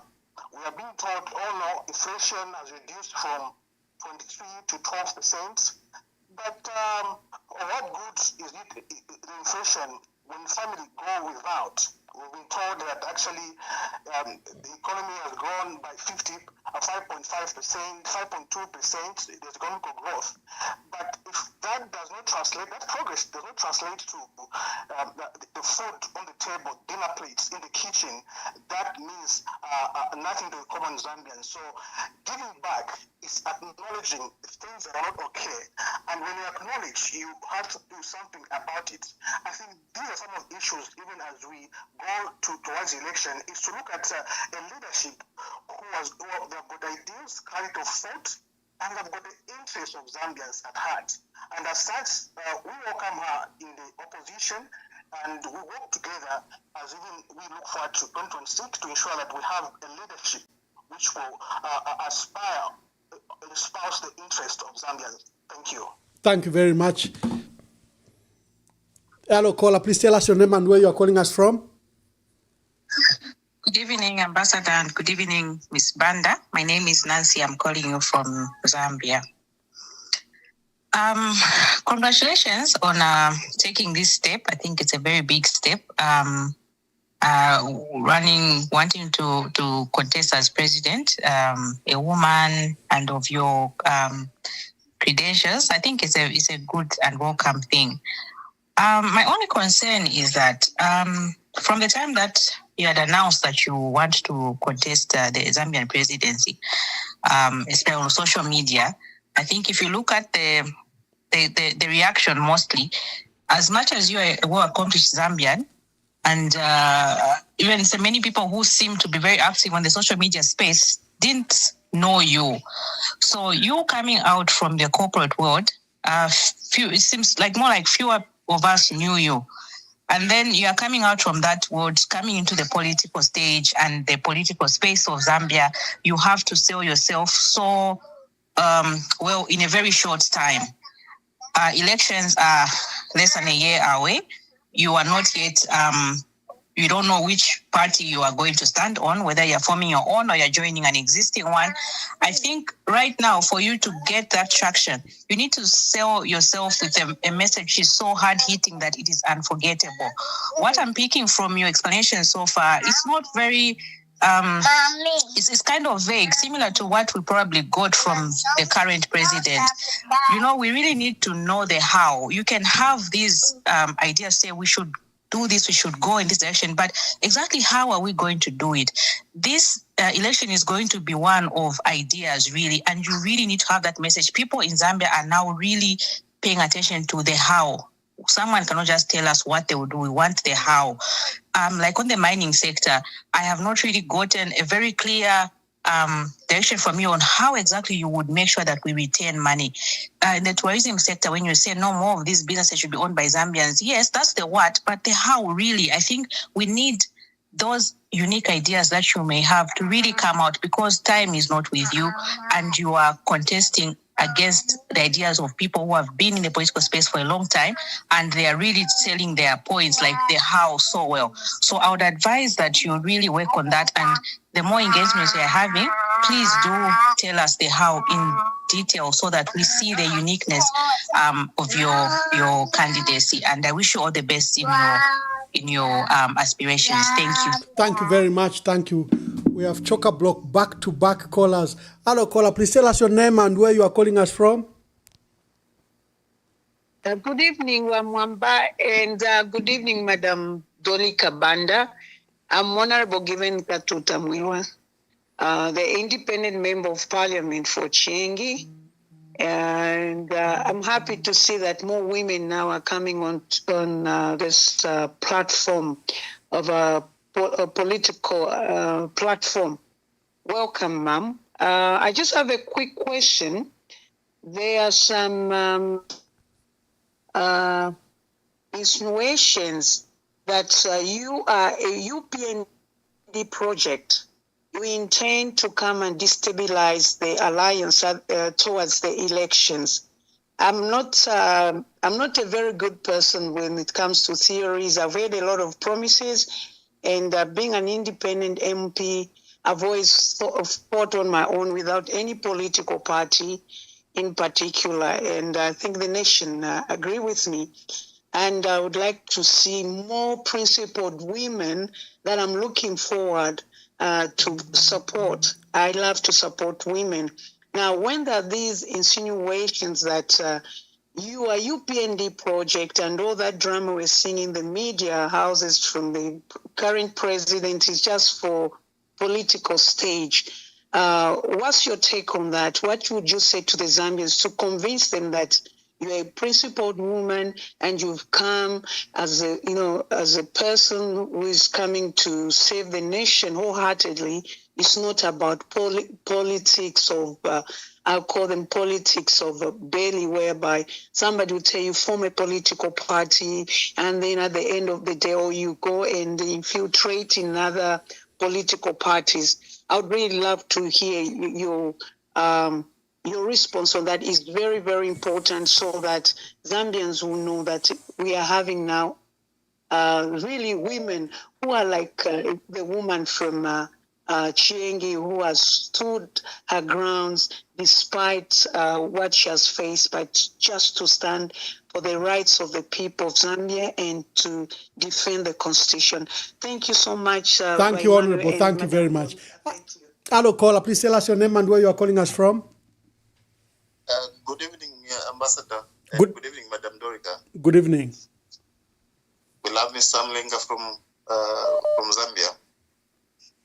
I only have one question for Madam Dorika.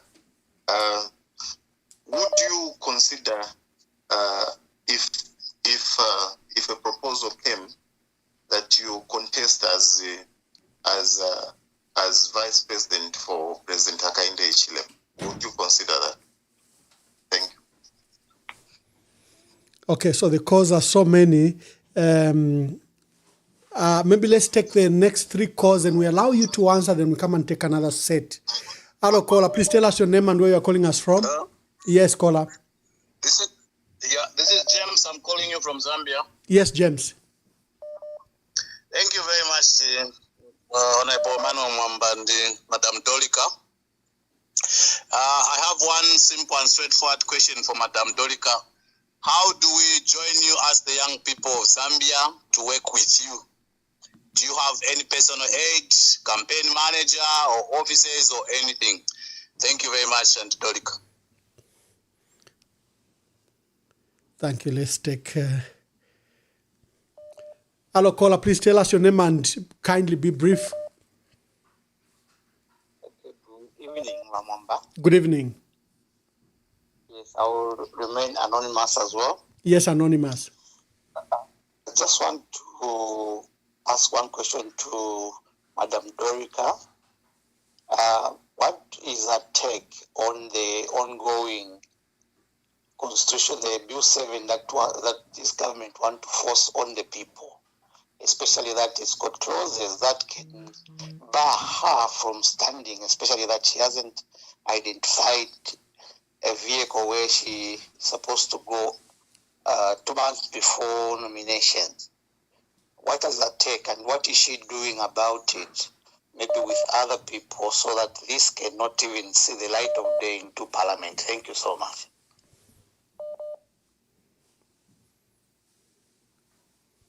Okay, thank you. Thank you, callers. Let's take a few more, then we allow and Miss Dolika Banda to answer. Hello, caller. Please tell us your name and where you are calling us from. Good evening, Ambassador Wamunkonge, calling from West London. Wamunkonge mlishani. Tushawa mutende walishani wa Dolika. Yo, watira tuwalife bwino. Landeni po bwangu.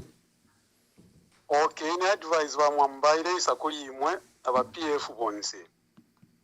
Amashuwe nalala ndakwena, mashuwe yakankala sana.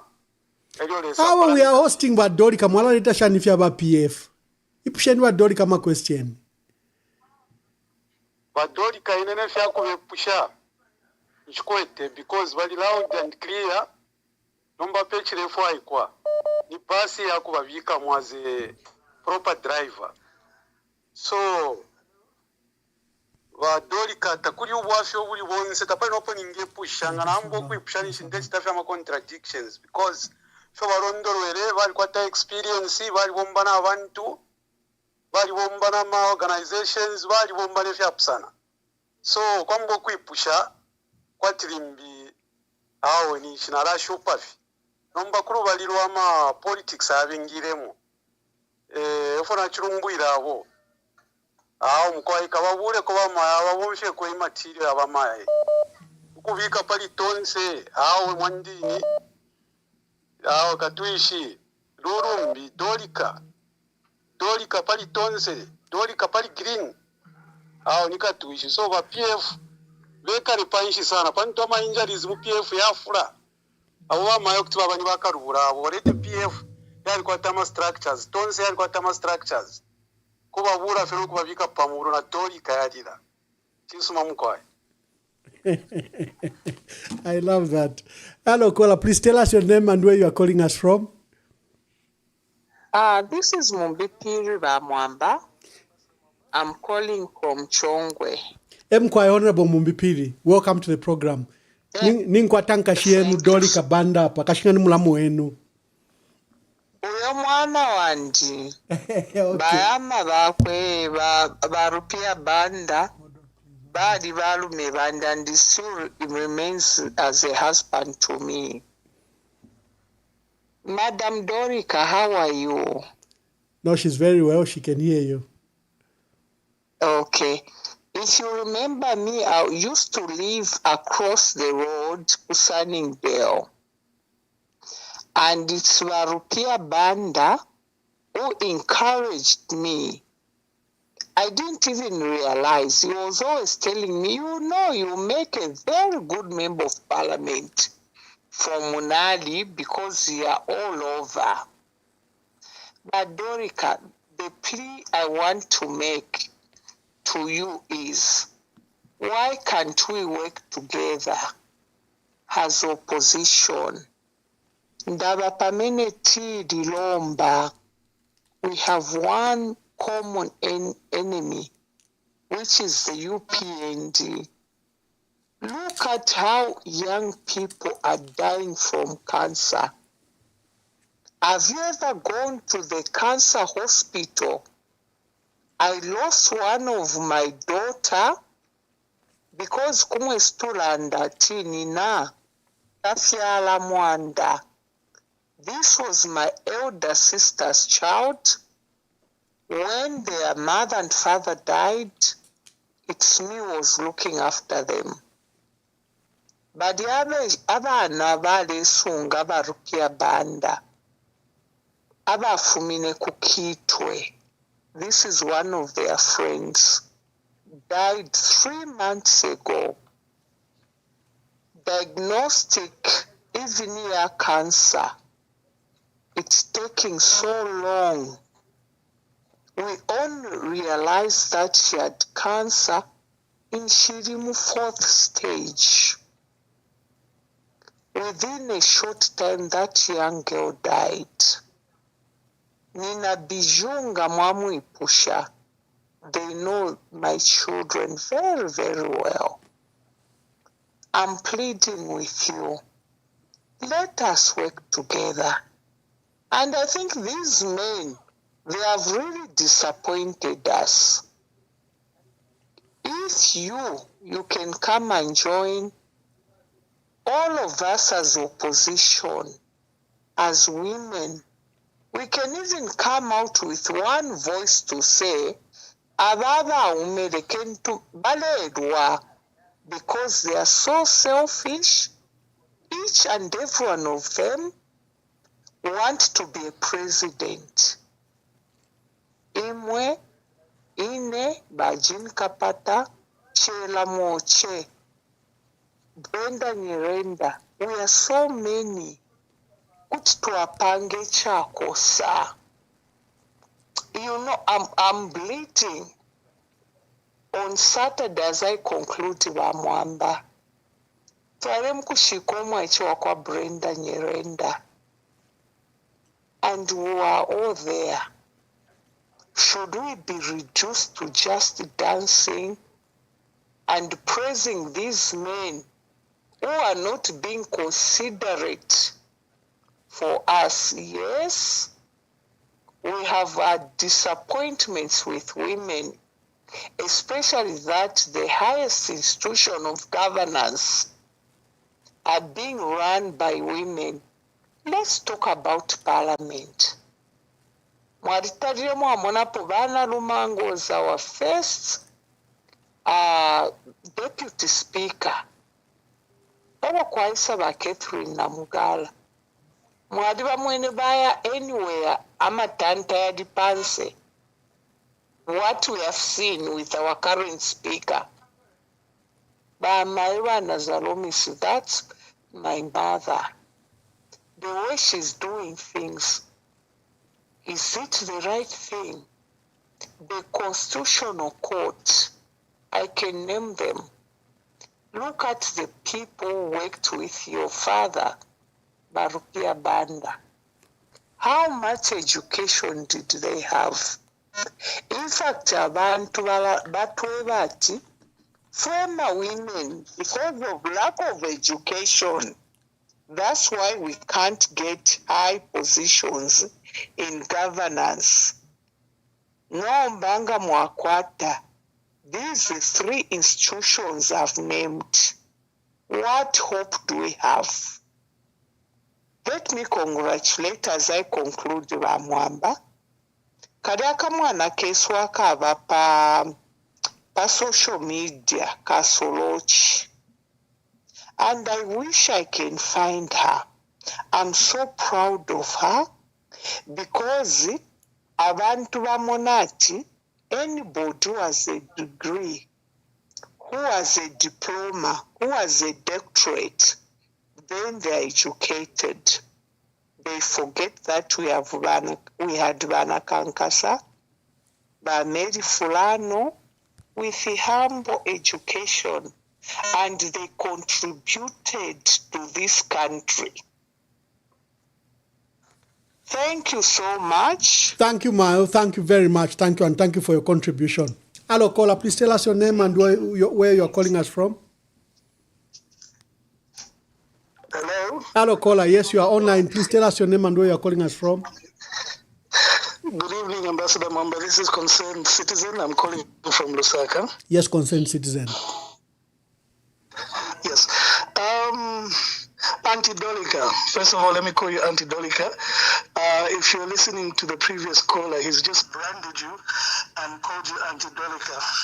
I think you need to use that moniker to help drive your brand as you go forward, because I think we all have our aunties, and we all have a sense of comfort when we hear our auntie, the name of an auntie.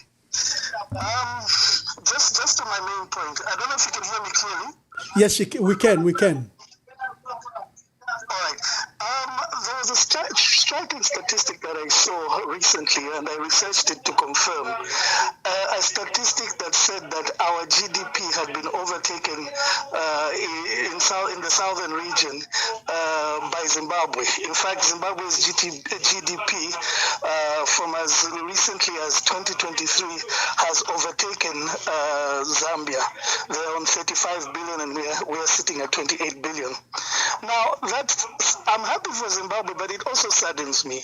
It also saddens me that a country with such a traumatic history economically, with different currencies, with heavy, massive sanctions, with political unrest, is doing much better than us. Where have we gone wrong? I looked at the economic strategies that they used to diverse the economy, how they've taken advantage of the benefits that are accruing in lithium in the extractive industries, and how they've grown. My major concern is this. If and when you decide to take the mantle, I think you need to give us a clear vision of where this country is going to go. I'm tired of rhetoric. I'm tired of people saying they're going to bring 50 kwacha worth of a bag of mealie meal. I'm tired of people who think that spending 20 billion kwacha in CDF in an economy such as ours is significant. I'm tired of people who dream small. So my only advice and my only plea to you is stick to your claim. I've heard you say dream big. Let's see the dream big, the dreaming of big, and the big ambition and the big vision. Thank you very much. Okay, so let me take the last caller, and then we revert to you. Hello, caller. Please tell us your name and where you are calling us from. Good evening, Ambassador. Good evening. Zulu calling from Lusaka, Zambia. Yes, Mr. Zulu. Madam Dolika, I greet you, and I've heard part of your presentation. I joined in late, and let me say you are well spoken and well researched. I just have a few concerns here and there. Madam Dolika, I remember President Sata during the time of MMD, when Dean Mungomba and others broke away from MMD and decided to form their own political parties.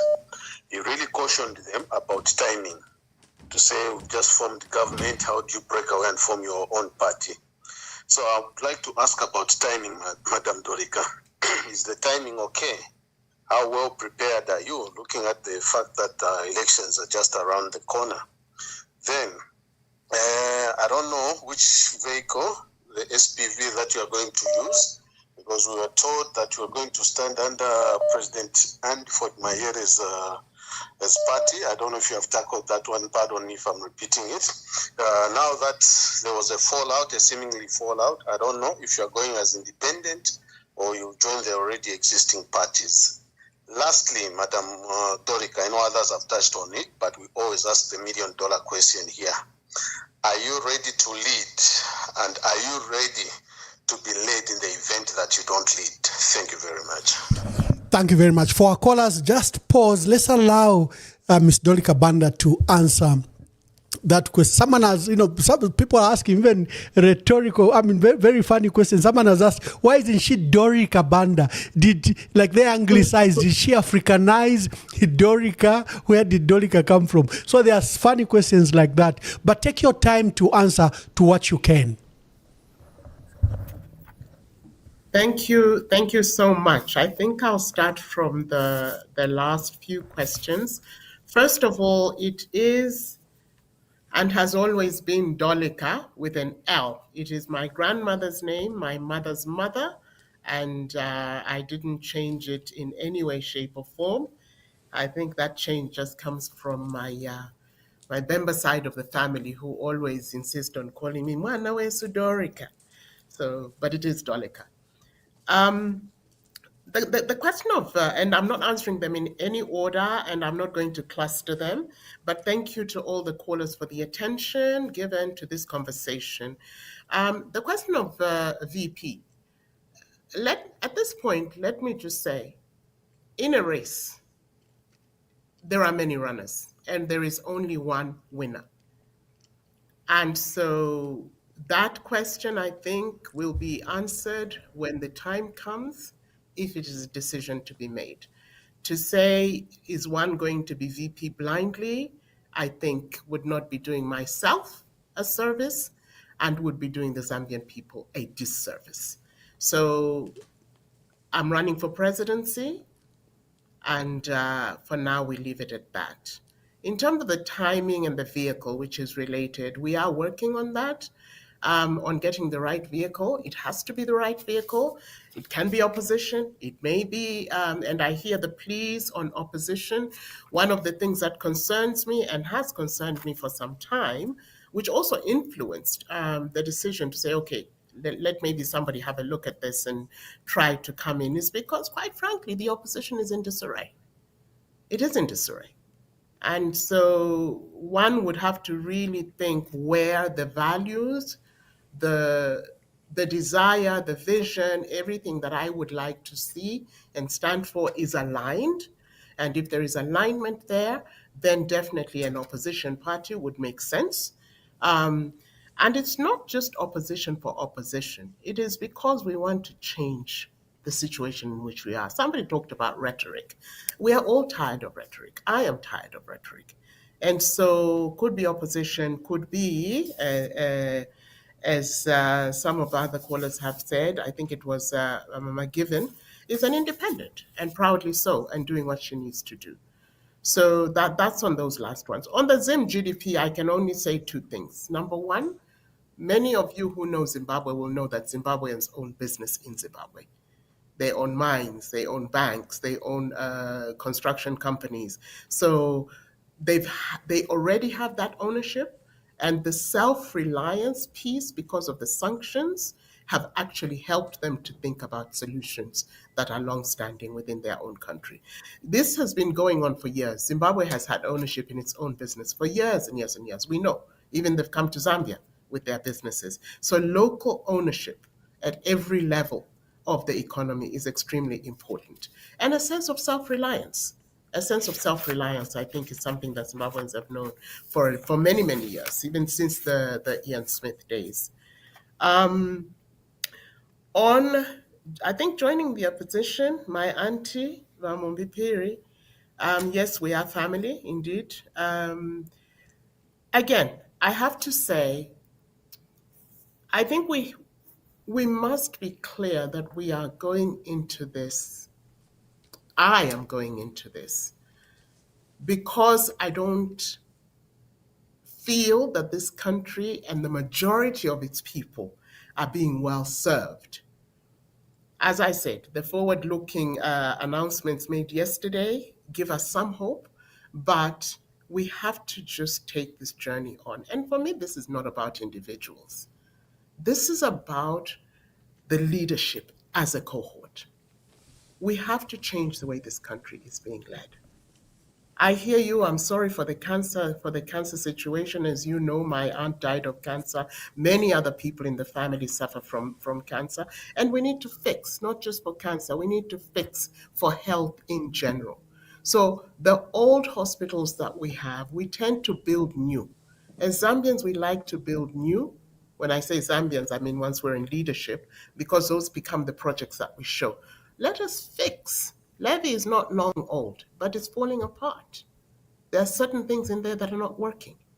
To bring x-ray machines, there's a woman who was walking with a baby on her back in Chipata. From the Chipata General Hospital, they sent her to the newer hospital, and even there they didn't have the x-ray machine. So nobody even bothered to call and say, is your x-ray machine working? So there is money that we can spend to upgrade even our existing hospitals. That road, the money that we spent in front of UTH, if even half of that had gone into the hospital itself. The prioritization of where we spend our money. I know infrastructure is important. I don't question that at all. But health, education, if we don't fix these, for whom are you building that infrastructure? If our children are not healthy enough, our adults are not healthy enough, for whom are you building that infrastructure? And again, I'm not saying it should not be built, but I think there needs to be a prioritization of some sort that serves, as I keep saying, we want to build a Zambia that works for all Zambians. And so there's some prioritization that needs to be done there. I respect the women in our history, and that's why in the statement I made earlier, I spoke about our founding fathers and our founding mothers. I'm only able to stand here today and make this, what some people call crazy declaration, because of people like you, Vamumbi Piri, people like you, like even Milakatuta, people like Benejin Kapat.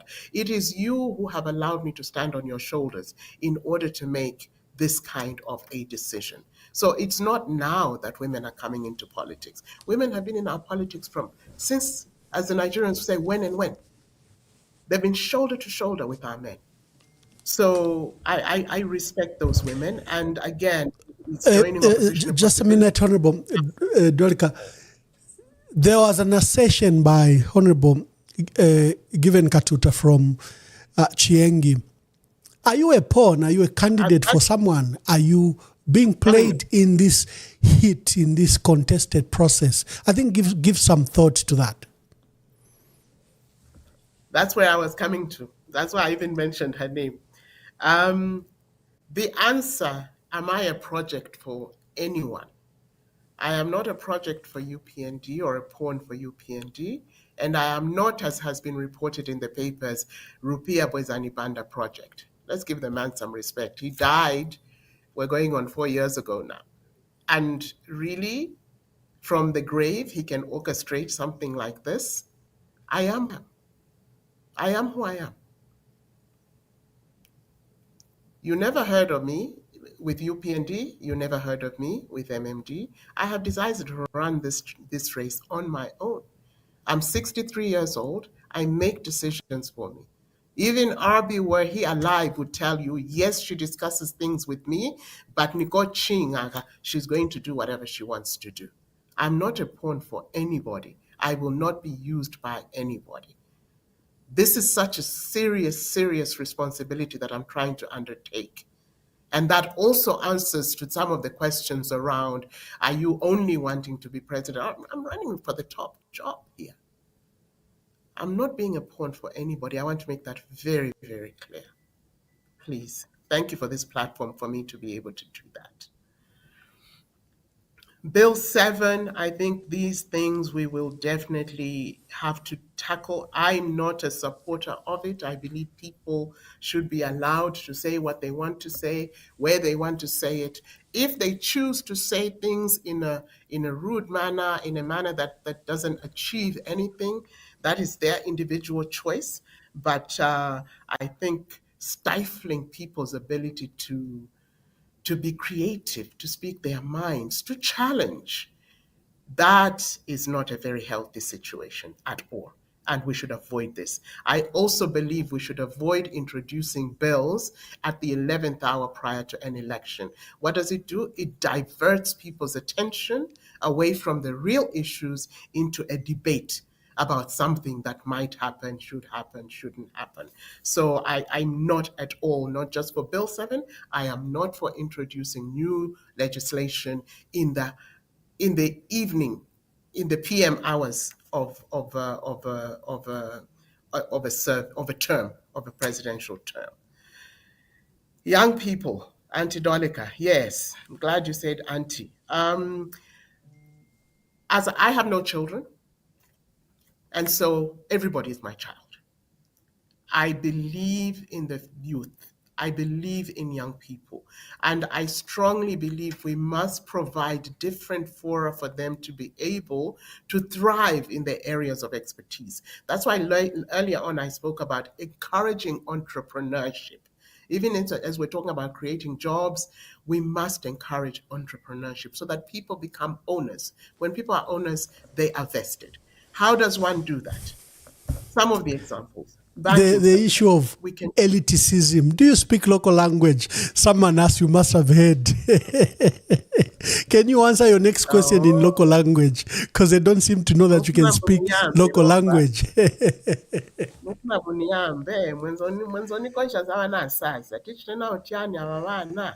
Kuli vintu vosiyana siyana. Soti nikuti Zambia ili special kuti tiyambe uchita create vintu vetisaziva. Ni vyaro vinyinji pamba kuchita teti. Tutule pa Rwanda apa. Olo Mzimbabwe mamene. Olo kwamene ku South Africa. Kuli ma programs ya wana asaza, number 1. Kuba you bring them into a program. Kale kwenze maolo fair tenzoseka. That was the idea of welfare centers, is to have centers where people can go and excel in their excellence. So what can we do? We can work with the banking sector, which is, as a banker, an intermediary, to ask them to give special access to finance, for example, for young entrepreneurs. It may require some government guarantees, but I don't believe in anything free. So you have to structure these things in a way that makes sense for the bank, makes sense for the entrepreneur, makes sense for the bank. We have to help them create industries. How? Create research centers. We used to have NRDC for agriculture. Let's create more of those places so that young people can go and in a structured environment can experiment with their products, can also find a market within those products. We have the agricultural show. The agricultural show should at some point be also a place where you showcase young entrepreneurs, recognize them, help them, put them in touch with the different bigger industries. In agriculture, put them in touch with the ShopRites or even the ShopRites.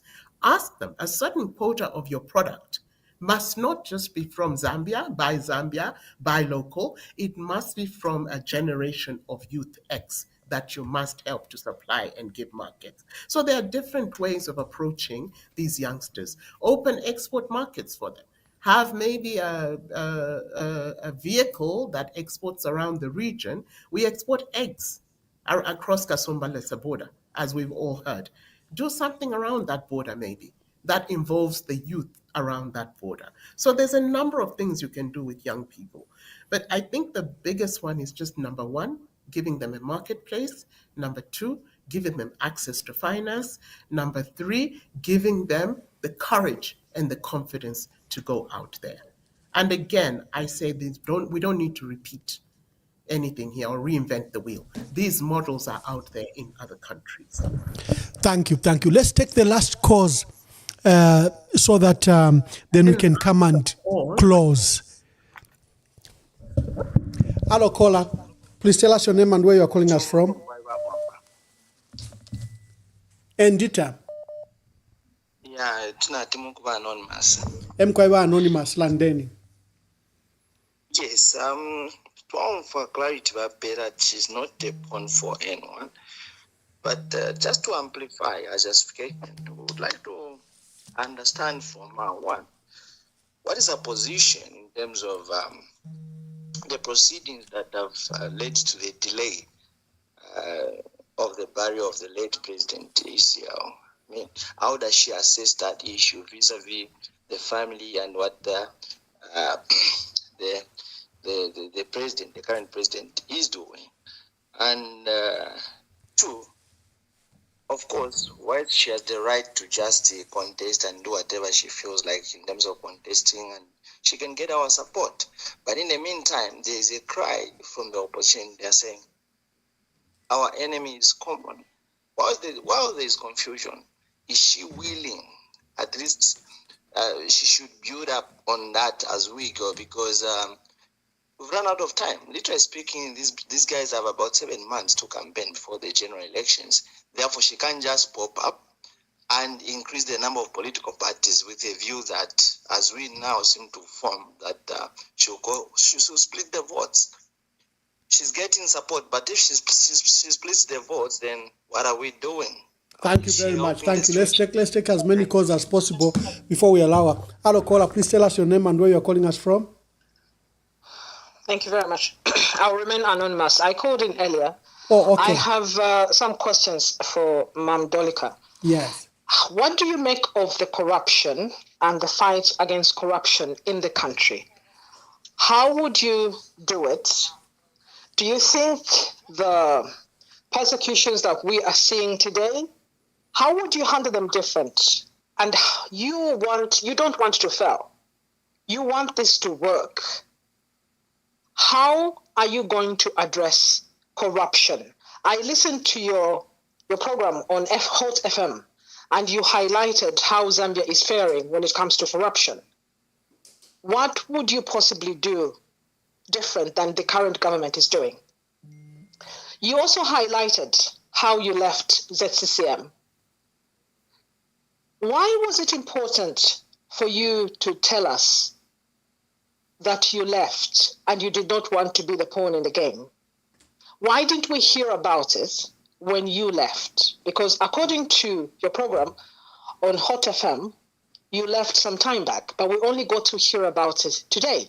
How long have you been aspiring to run for president? Thank you very much. Hello, caller. Please tell us your name and where you are calling us from. Hello, good evening, Your Excellency. Good evening. Honorable Mwamba. My name is Dr. Judy Diane Ndlovu. Yes, Dr. Ndlovu. Yeah, I would like just to ask Aunt Dorika just two questions. The first question is, what's your game plan? Because I am hearing of a lot of ideas that you have, and by experience, we know that being idealistic does not necessarily translate into being effective in terms of leadership and governance. We know that the incumbent was very idealistic. He taught us about, dealing with load shedding and so on and so forth, and employment and the like. But we see that ideas do not necessarily translate into workable plans. And then, if you have any game plan, how does it play into the current opposition front? Because these things build up It's one thing for us just to come on the scene as what they refer to as more of a situational leader, somebody that comes about because there's a situation at hand. And I believe that's where we've been making a mistake as a country, because whenever there's a situation that requires to be submerged, somebody just comes about as a situational leader, but we don't see that coherency, and we don't see them becoming what one would refer to as a more of a leadership in governance. And this is where the problem comes in, because I want to believe that if you are going to be president, you are not going to be president, from a very individualized place. You are president because whatever you do is playing out on so many other platforms, and the others are able to holistically, find themselves in whatever you are trying to achieve. Thank you so very much, Honorable Mamba. Thank you. Thank you very much. I think let's be fair to my guest. Maybe we should let that to be the only question. I've got a lot of text messages, but I don't think we have time to go through them. I'll invite Honorable DOLIKA BANDA to finish her thoughts and to give us her closing remarks.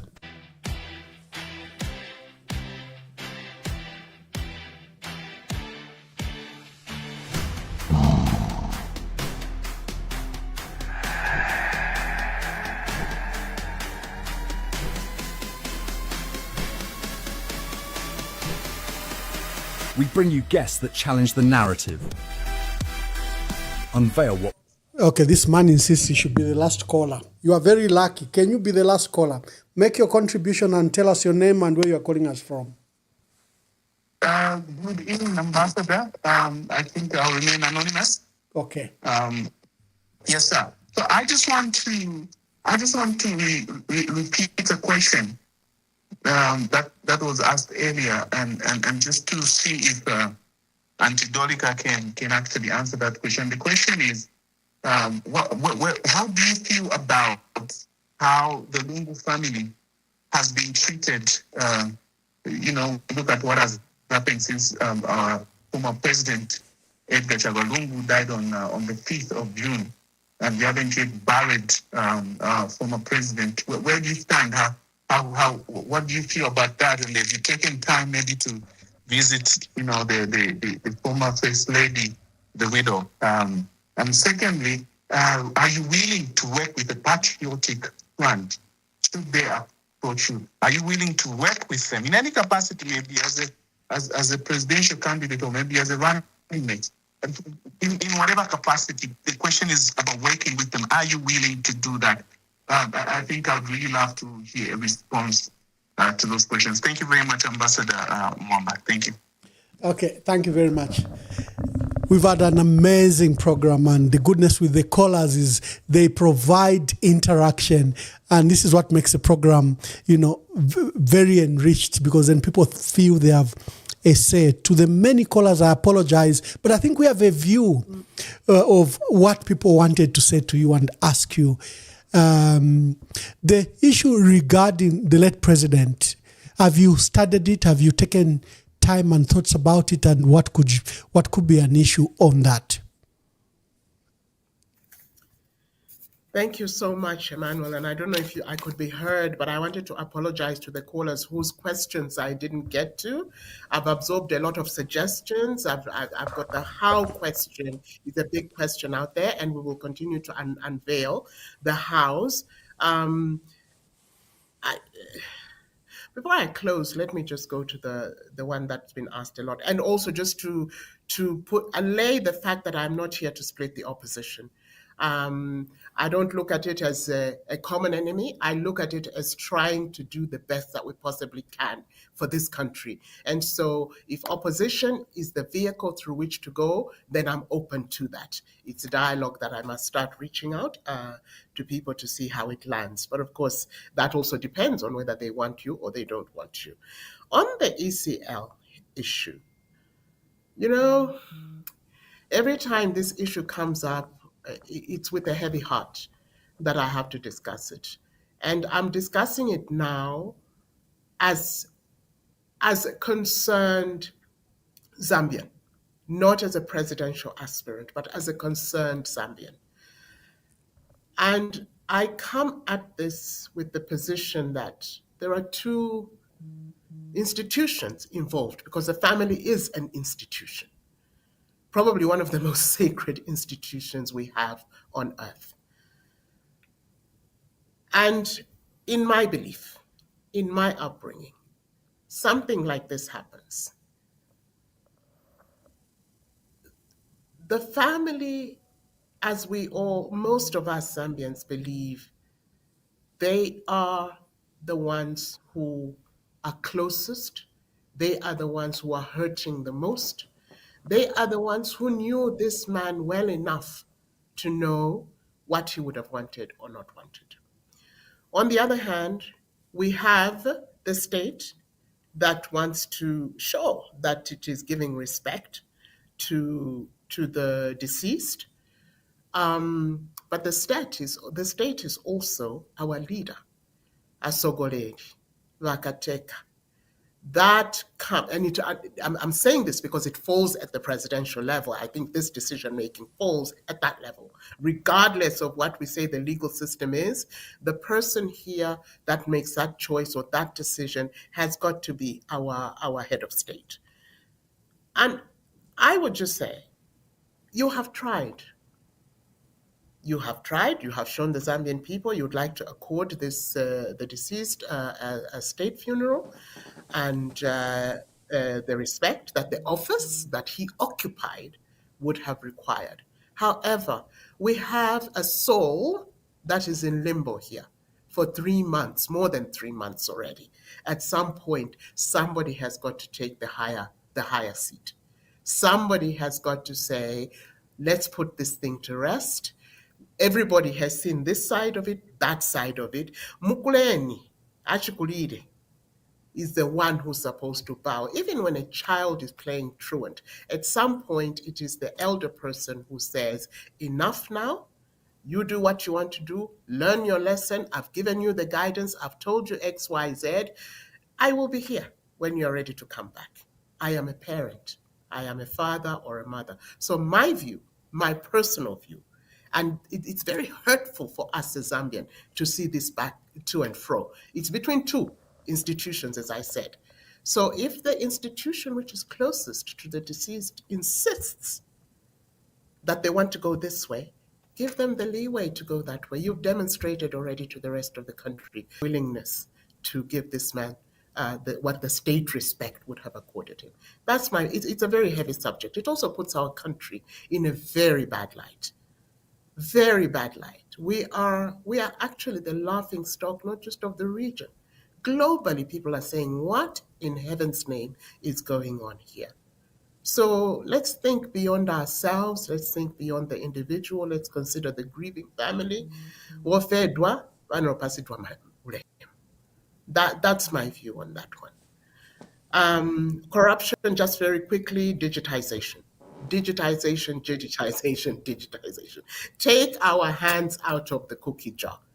Whether it's the passport office, the registration office, the driver's license offices, the motor, whatever it is, the borders, let us digitize.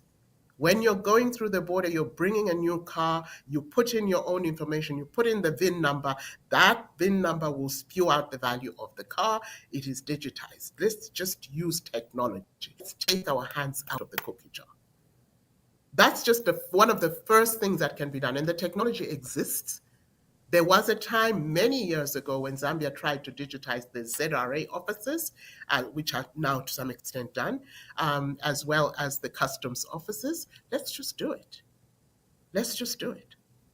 And I would spend less time on chasing so-called corruption charges of public or former public officers, which money we will never recover. How much money, somebody should do an analysis on this. How much money has Zambia ever recovered from past presidents and their entourages compared to the amount of money that we spend chasing that money? That's on corruption. On ZCCM, somebody said, why are we hearing about it today? I've spoken about ZCCM. I have spoken about SSM. This is not the first time. And the decision to run has been something that I started thinking about many years ago. It's just it is galvanized and it has come to the fore now, which also informs to the timing. We will try to use the most expedient way of getting into the act. And as I said before, that may involve partnering with opposition.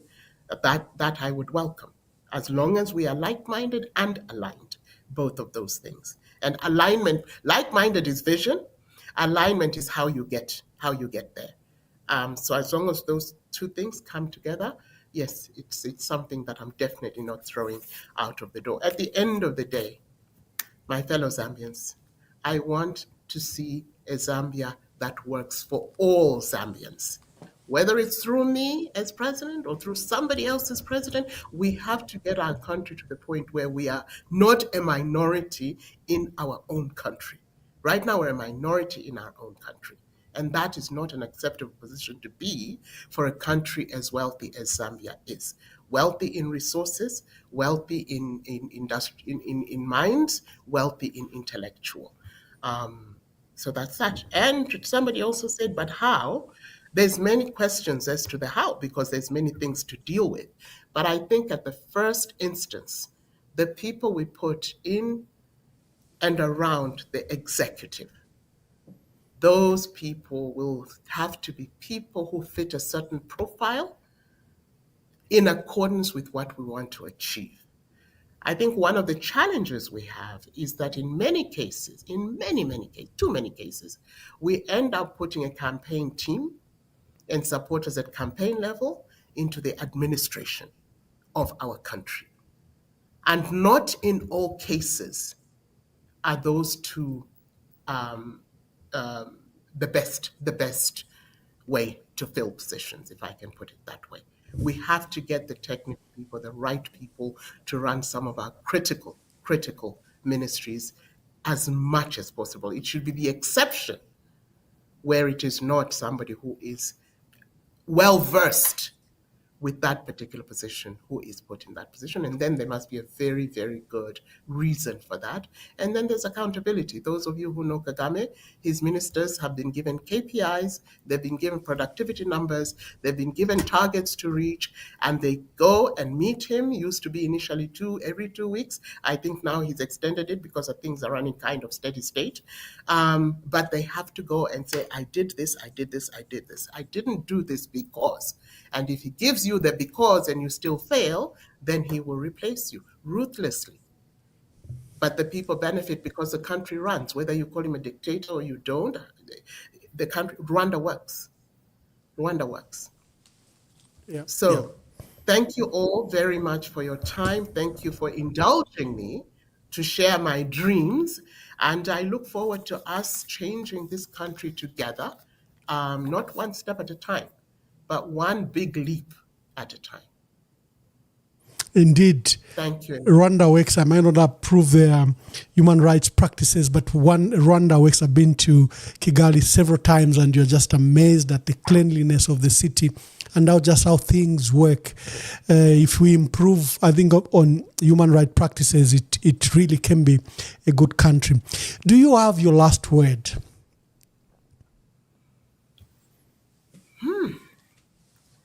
My last word is, whichever way this race goes, I want every girl and every boy that is either listening to this or through the parents that are listening to this to aggressively take ownership for our rights in this country, for our status as citizens of this country, and through doing that, be unashamed and unabashedly seek accountability. Somebody earlier talked about, promises have been made that have not been adhered to, but we don't loudly, openly challenge those.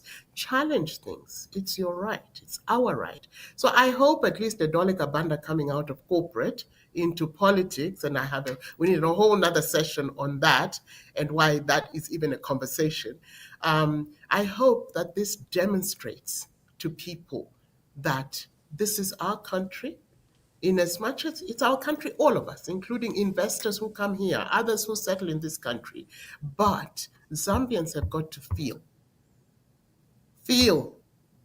the beauty, the joy, the benefits of coming from a country that has copper, cobalt, nickel, manganese, sugilite, etc., and has forests and has rivers, waterfalls, over 100, I think 90 some plus waterfalls across the country. We've got to feel that we're a part of this train and a part of this economy, not sweeping streets, not children having 100 people in class learning from an exercise book when kindergarten kids are learning from iPads in other countries. We've got to take ownership for this country, and there are ways, there are means, and it's all very legitimate, and we have to challenge the norms. I'm challenging the norm right now. Challenge the norm. Thank you. Thank you very much. I'd like to thank you sincerely for coming out on our platform and for sharing your bold dream and vision. There should be nothing wrong with dreaming big. There should be nothing. We've criminalized ambitions in our country. In fact, if you are ambitious, they even lock you up, they torture you. We are doing something wrong to our country. And you bring that fresh of air to the politics. And I personally would like to welcome you. Let us drive politics that are based on issues and on changing and directing our country. You have a lot to think about. The vehicle, the participation in the opposition, and your policies and big ideas that you are promoting. I think your colleagues in the opposition will welcome you. That I think I can guarantee you. It's a little bit messy. We are at a transition as a country. There's a baton being passed on by the old generation to the new generation. There's a whole lot of things that have gone wrong in the last 6 years, but I still hope that our country can be better. And you've joined that path. So I'd like to thank you sincerely for coming to this program. And I'm still inviting you, when the vision is concretized, when the vehicle is designed, and when you are flagging off your campaign, I'd like you to come back and share your new thoughts about your new journey. We wish you well and God bless you. We didn't touch on many things. For me, I think it was an introductory program for the country to know you. You are well, you've achieved so much, but our country doesn't know you. So it was a platform, not an interrogation. So I let you speak, and I think you did very, very well. For the subsequent interviews, I think, people can ask about ZCCMIH, why you left ZCCMIH, family matters and other things. But for me, I felt that we need to profile our country and then project it to where it should go. That is what is utmost important to me and this platform. So God bless you. We wish you well in your endeavors. And to our dear viewers, we're hosting DOLIKA BANDA. She's a presidential aspirant. She has confirmed it on this program. And she's running the race. She's very clear. She's running the race. We only have 10 months. How she will do it, we'll learn in time. I saw on the platform that people are already lending hands. Others want to form branches. Others want to know where your office is. Others want to see how they can help you. That's how it should be. For the opposition, are you ready to lead? Are you ready to be led? Meaning, come in alliance with us. Let's work together. There is something wrong with our country, and we didn't go personal on anyone, but there's something terribly wrong with our country, and it needs to be corrected. The current direction is not the direction of our country. So God bless you, and to you, our callers who are still calling, I'm so sorry. We could only take so much. So thank you for joining us. And DOLIKA BANDA, I should call you in the Bemba term, DOLIKA BANDA, which your name is. Thank you very much. So to our dear viewers, we'll speak to you later. We have another guest, I think, on Wednesday. We'll let you know.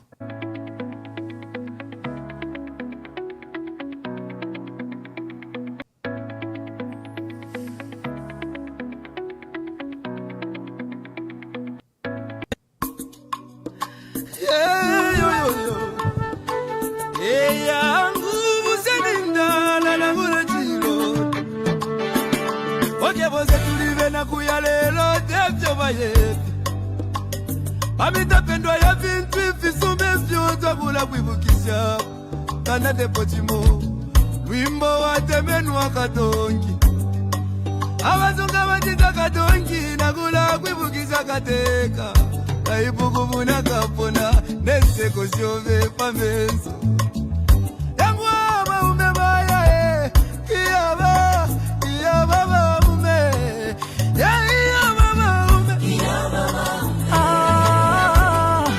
Kateka wabantu Twakulila lelo twakulila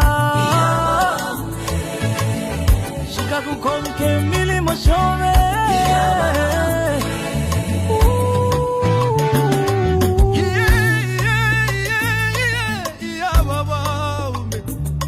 Ale filamba Yena minta pengo sile Eti kume moku Londolo la vale Lilo wingi Iseko wingi mwakwete Iseso wingi mwakwete Mwaya Mwende wino tata wesu Katusi muchi wakege Wali bomba kale Lomba mwatu jatuleli lake Mufanga chiba Benda Mupanga mwine Oya mwine Ide dalila Ya mama Ala nacho mwabye Mama